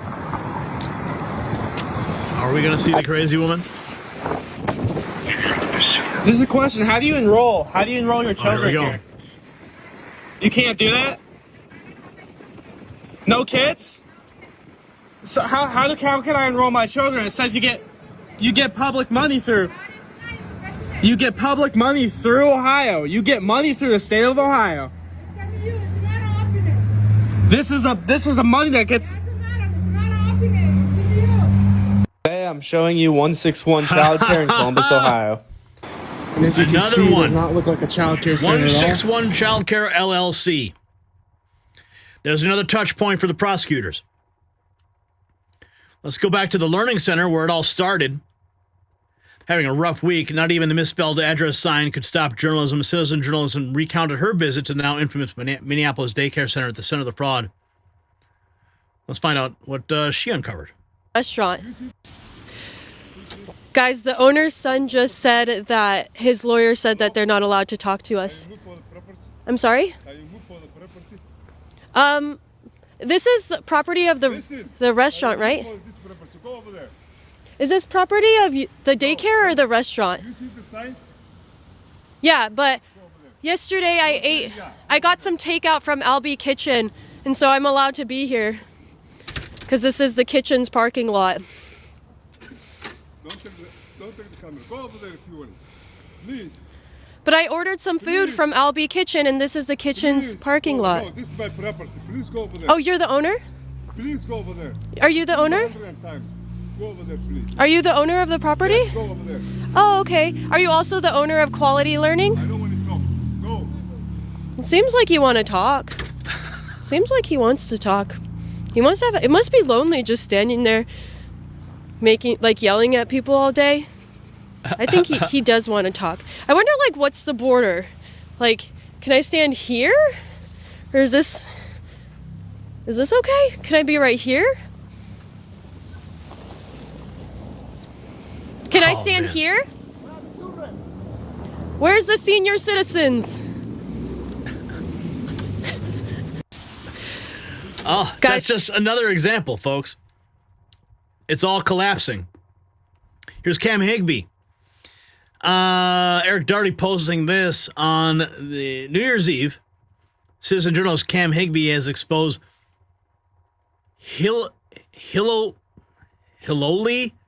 Sophia Daycare in Washington state for getting nearly $1 million in taxpayer dollars, yet residents say there is no daycare here. Sophia, all right, we are at Hiloli Sophia Child Care Center in Kent, Washington. They have received $863,000 since 2023. I don't see any signs right off the bat that it's a child care facility. There's no car seats, there's no children's toys, nothing like that.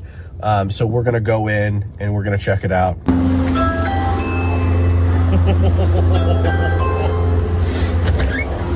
Hi, is this Hiloli Childcare? No. No? There's no childcare here? Okay, God, thank you so much. Have a good one. There's no childcare. All right, guys, we were just at Hiloli, what's allegedly Hiloli Child Care Center in Kent, Washington, which is right behind me right here. We went up to the door, the exact address listed on the state website, receiving over $800,000 in 2023. They claim there's no child care here. A couple $100,000 for the cars. I went and tried to ask the neighbors if there was daycare there. Nobody answered, but I could see the people who lived in that house peeling the curtains back because just like all of the other places, All the curtains were drawn. You couldn't see in or anything. They're peeling the curtains back and watching me as I walk around to the neighbors' houses, and they're scrambling and yelling, and I can hear them. What's up with that? Okay, I'll tell you what's up with that. The word is out. See, the scam has been completely exposed. And in this intricate network of scammers, they're all talking to each other.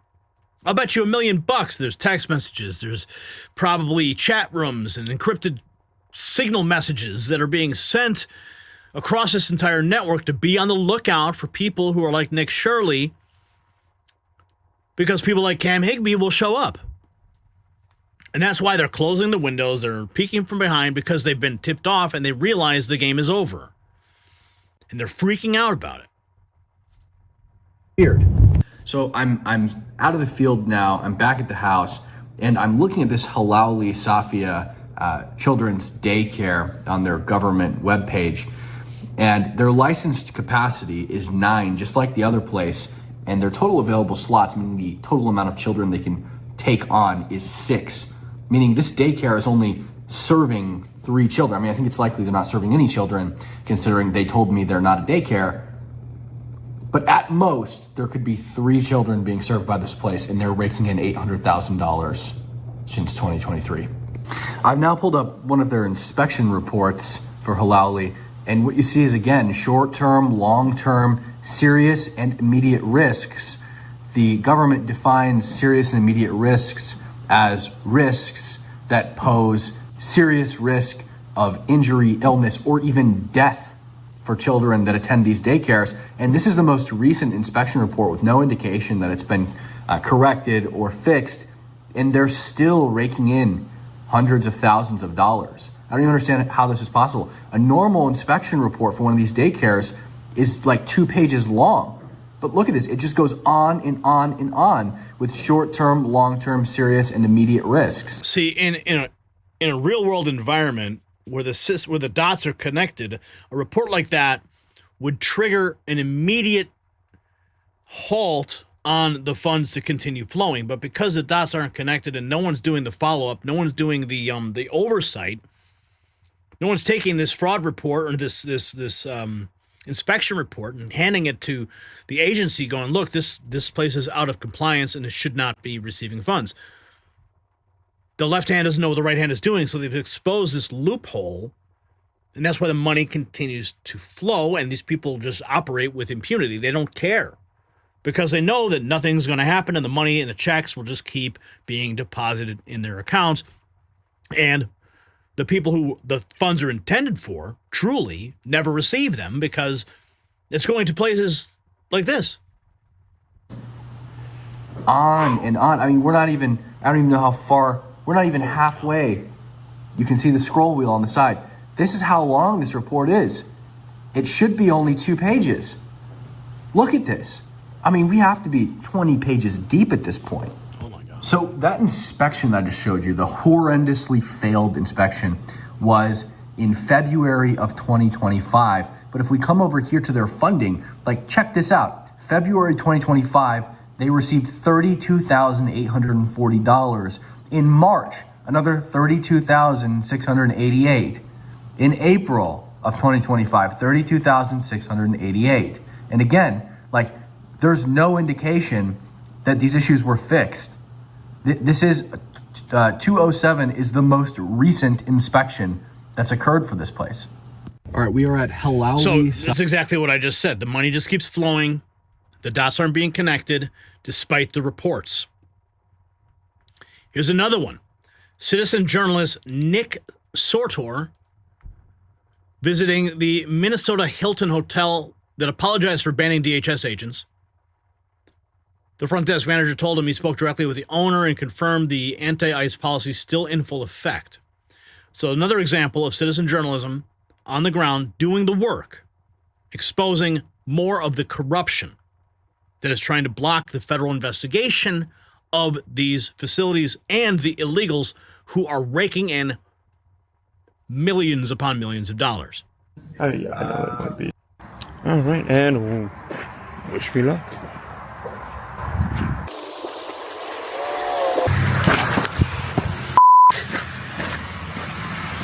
That is straight up black ice.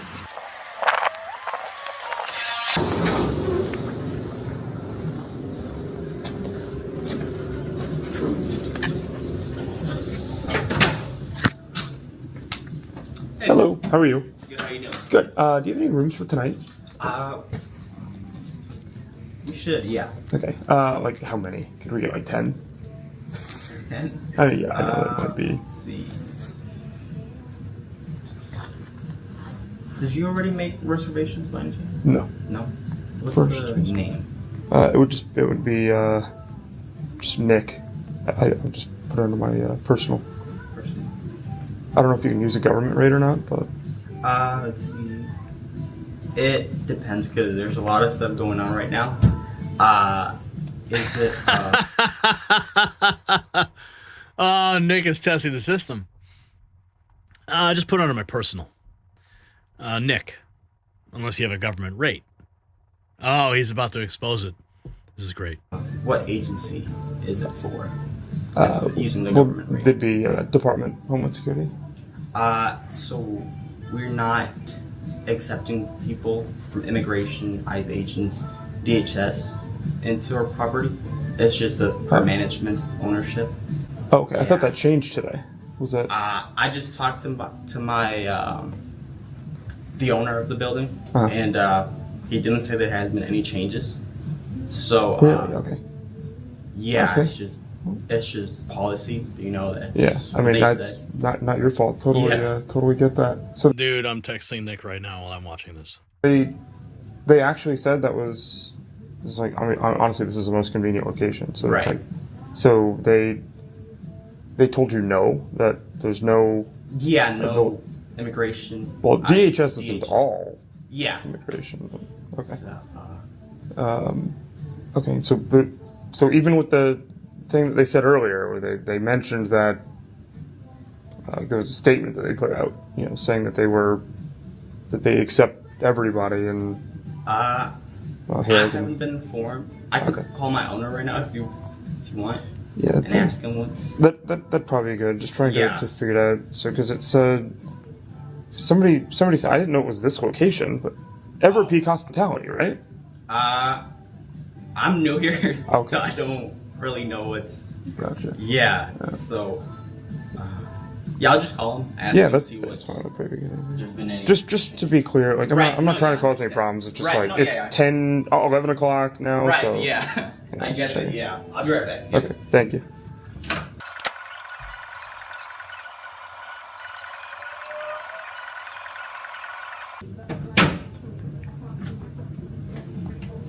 Yeah, so nobody's answering my calls right now. Okay. Because of the time. But Gotcha. Okay, so this is Everpeak though, and they said Everpeak Hospitality has moved swiftly to address this matter as it was inconsistent with our policy of being a welcoming place for all. We are in touch with the impacted guests to ensure they are accommodated without discriminating against any individuals or agencies and apologize to those impacted. It's kind of long. I don't know. I was kind of surprised. I thought we were good to go. Like I said, not everybody with DHS is immigration. That's just right. Yeah, I get that, but it's It's also a fraud investigation. I guess we'll just say as well. But, yeah, but okay, no problem at all. Okay. Yeah, sorry about that. No problem. Not your fault. Answer the phone.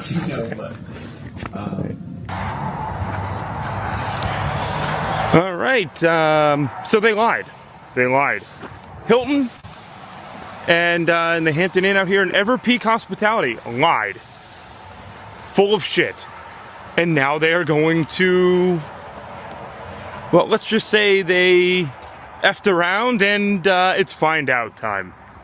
They almost got a little bit of a pass the first time, right? You thought they may have learned their lesson. And this is why I said that their talk it means nothing.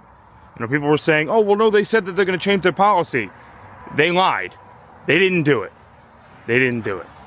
So, they're now going to get Bud Lighted. Congratulations, Hilton.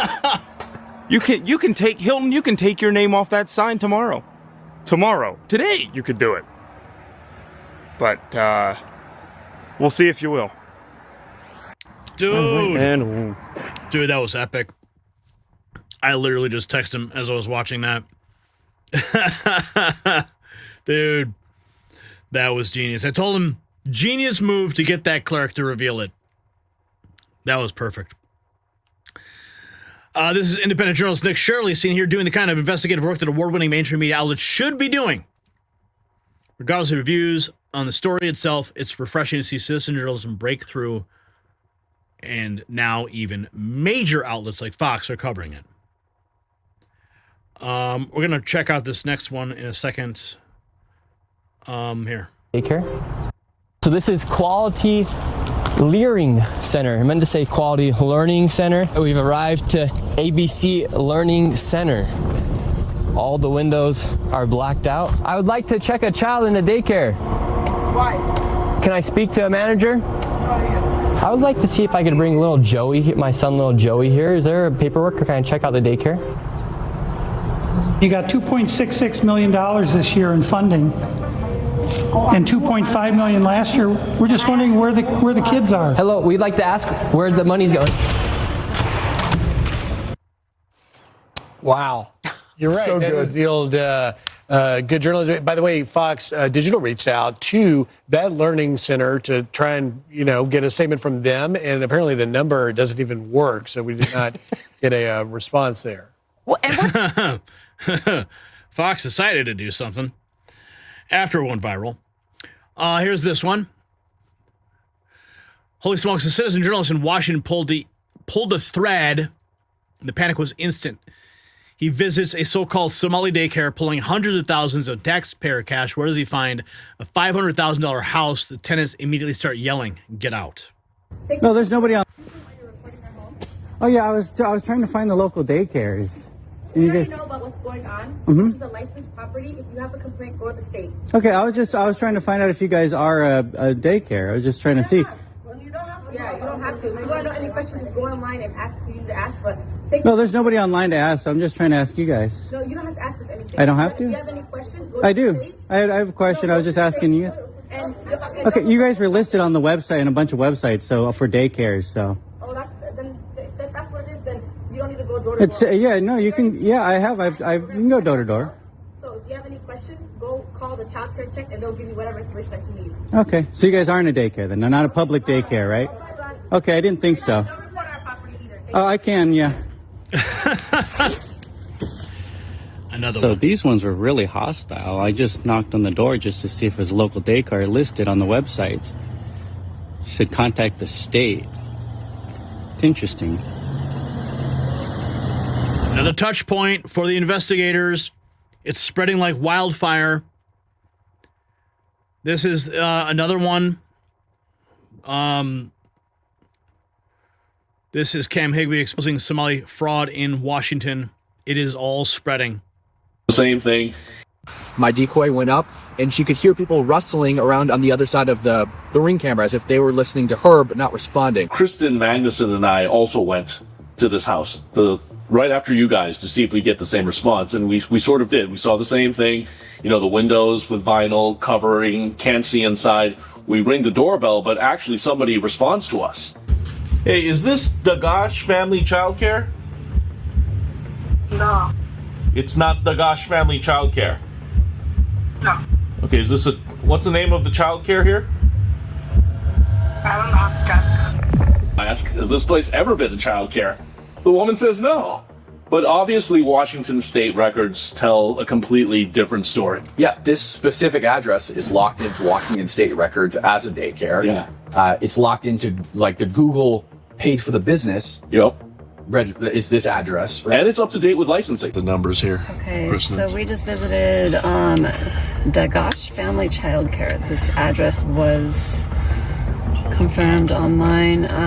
They get $23,260 in October. They have made $210,000 just this year. And how many kids again is this place registered for? Oh, that's the fun part. 3. 3 kids. So this place are licensed for 9 children. Okay, this place is licensed for 9, but they have 6 slots available.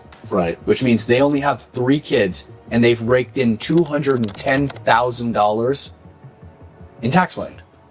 And neighbors say when we ask them, We asked, have you ever seen kids come out of this place? Not a single one. Not a single one. So this woman comes up. The people who live there actually texted her as a neighbor and asked her to confront us because they thought we were ICE. So the next question is, are they illegal immigrants? Why are they so concerned about ICE? Jeez, that's another rabbit trail. A total other rabbit hole. But what she said is, I have seen no evidence that there is a daycare there. She actually said, my husband and I were wondering how those people afford that house because she said the rent was $3,500 a month. I haven't seen kids over there. Okay, interesting. I have seen, I've seen one child over there, like when they have like family things. Right, yeah. But no, I have not seen any evidence of daycare activity there. On 9/11/2025, they came in and they inspected. They found multiple long-term, short-term, serious, and immediate risks to children. That's in September. In September, they were awarded $22,000. So I reached out to the Washington State Department of Children, Youth, and Families, right? Again, this is the agency that essentially licenses, does oversight, does the inspections. I have yet to hear back. That's now in the state of Washington. Yes. What is the state of Washington's accountability practices now? If there are violations, how much time do they have to correct course? Does funding get stopped? These are questions that still need to be answered. What I want to emphasize, though, especially in our reporting, is that we're not alleging that every single one of these Somali-run daycares are engaged in fraudulent activity. Yeah, totally. We went to some today that seemed totally legitimate. Right, and the vast majority may be legit. But the ones that we've investigated and the list that we still have that needs to be investigated, there are concerning signs. We can't do this alone. There are dozens of places we need to hit up. We've just scratched the surface here in Washington State. A lot of these potential problematic Somali daycares are in South King County. So, frankly, Cam, we can't do this alone. This is a call out now to the community, other citizen journalists, other volunteer sleuths who want to start following up. Really, all you need is courage, some curiosity, and an iPhone to document what's happening at these places. Yeah, and don't show up and be mean and harass people, but there's nothing wrong with knocking on a door and asking a question. My decoy went up, and she could hear people rustling. But they're going to attack the messenger. They call him a white supremacist, a conspiracy theorist. It's par for the course. Elon Musk opening the method of communication for this information to flow, for the citizen journalists to take action. Yeah. American citizen journalist reveals paid protesters in the heart of Palestine protests in London. Citizen journalist who actually exposing much is doing a better job than the mainstream media. 23 years old, Nick. Surely American hero. Somali man in Ohio says America will become a Muslim state. Our goal is to make America Islamic. At the Global Mall in Columbus, Ohio, we saw a poster said no ICE. Took a photo and was swarmed. Deport Depot. Secret America on the ground in Ohio investigating possible fraud. The angrier they get, the guiltier they look. This is not your job. And maybe you can provide insight or information. That's not your job. We have a license. Ask them, go to the online and ask our license. This is not your job. Get out of here. No, it is my job to investigate the use of public funds. Show me if you have evidence. I'm not going to give you any information. Get the fuck out. I don't need permission. I'm a citizen of Ohio, and I'm a taxpayer, and I'm actually here to investigate for simply to ask you if you see. I'm not the teacher. When I want to do my job, do your job. That's it. What your impression is of the allegations? They harassing only the African people. You see what happened to the media? They harassing us. I'm going to give my life. What you going to do, guys? See, this is the power of the people. He says, I'm a citizen of Ohio. This is why I'm allowed to do this, because it's my money. And the people are acting. The Somali Education Center resource to be given $14 million has been found.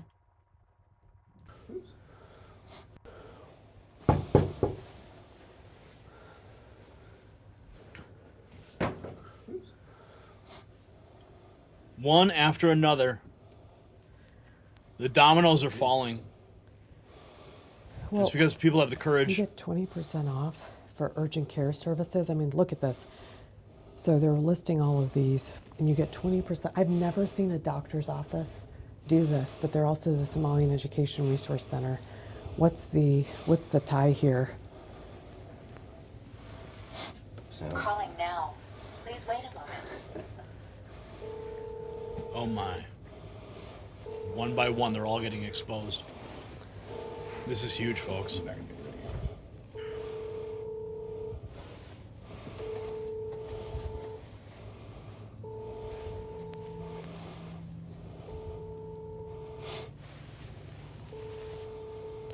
I mean, it's normal business hours. It's almost 3:30 p.m.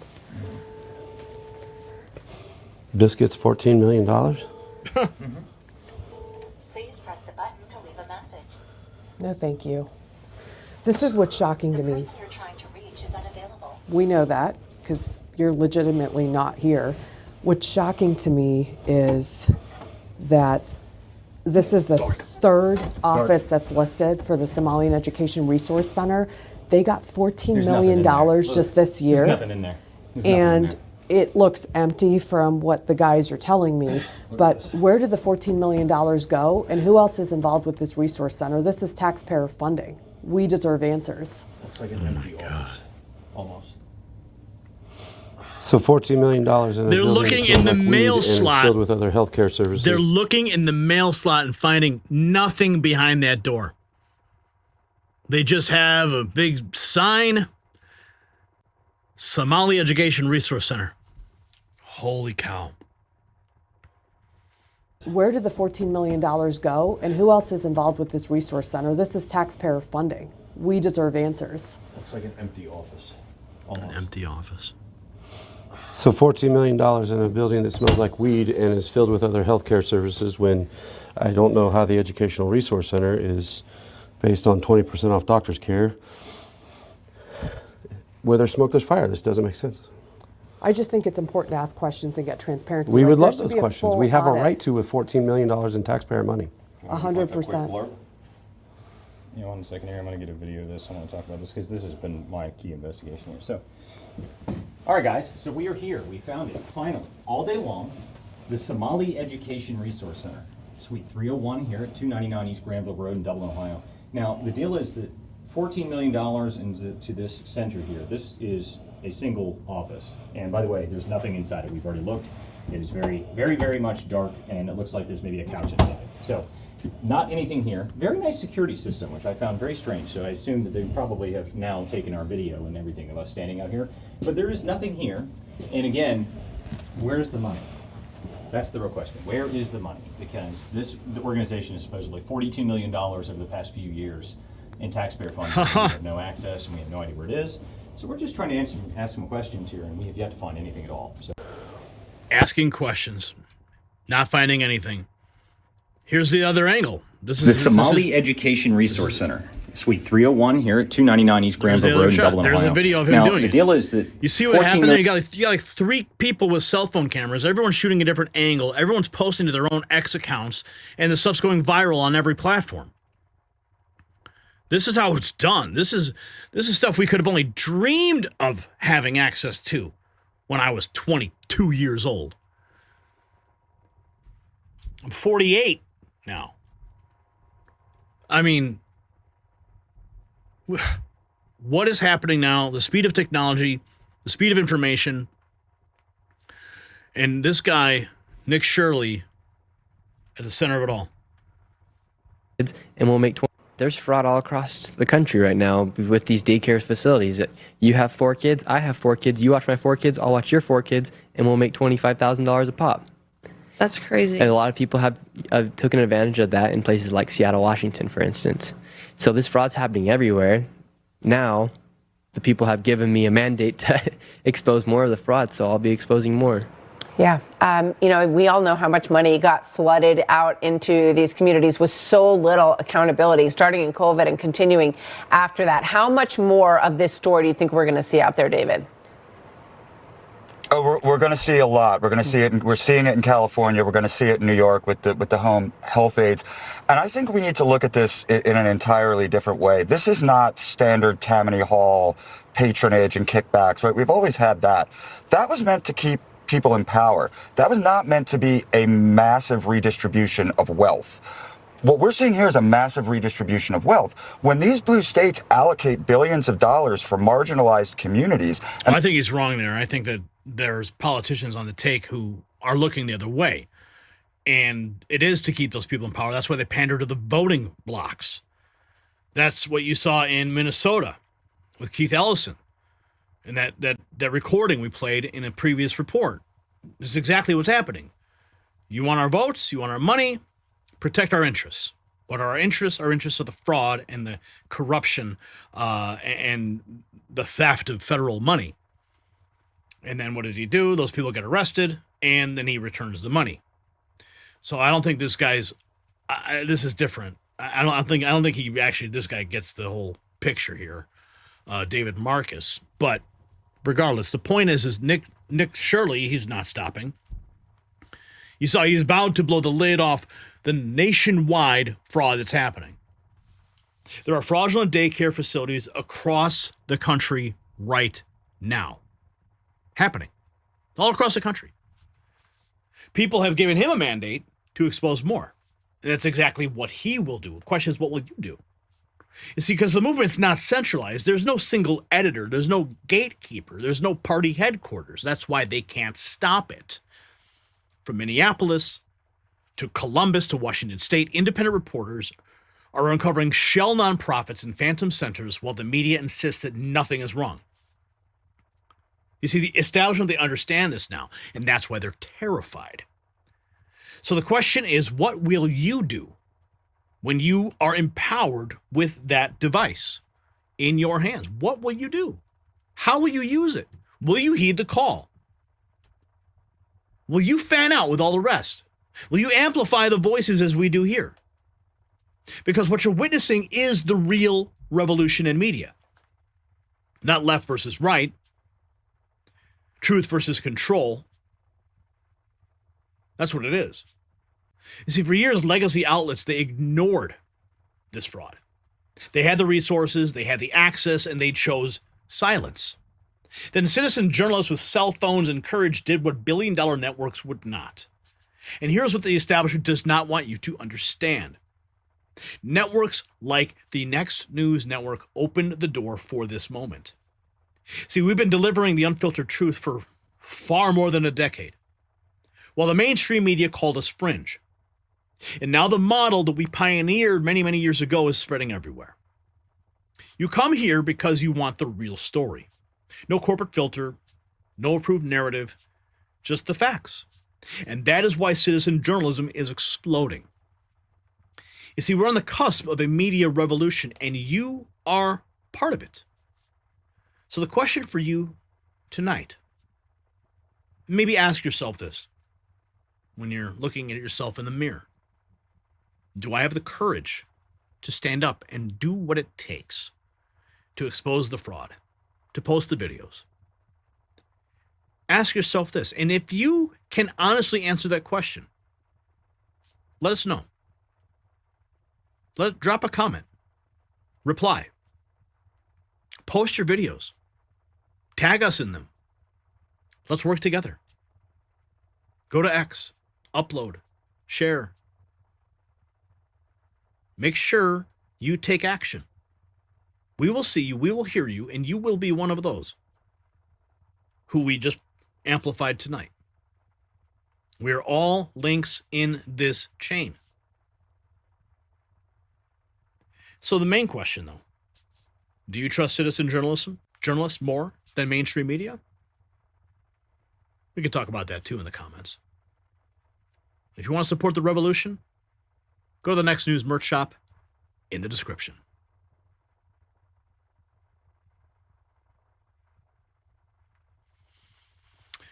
Okay, where are we now? Super chats. A lot came in here. You guys just want that Trump dance.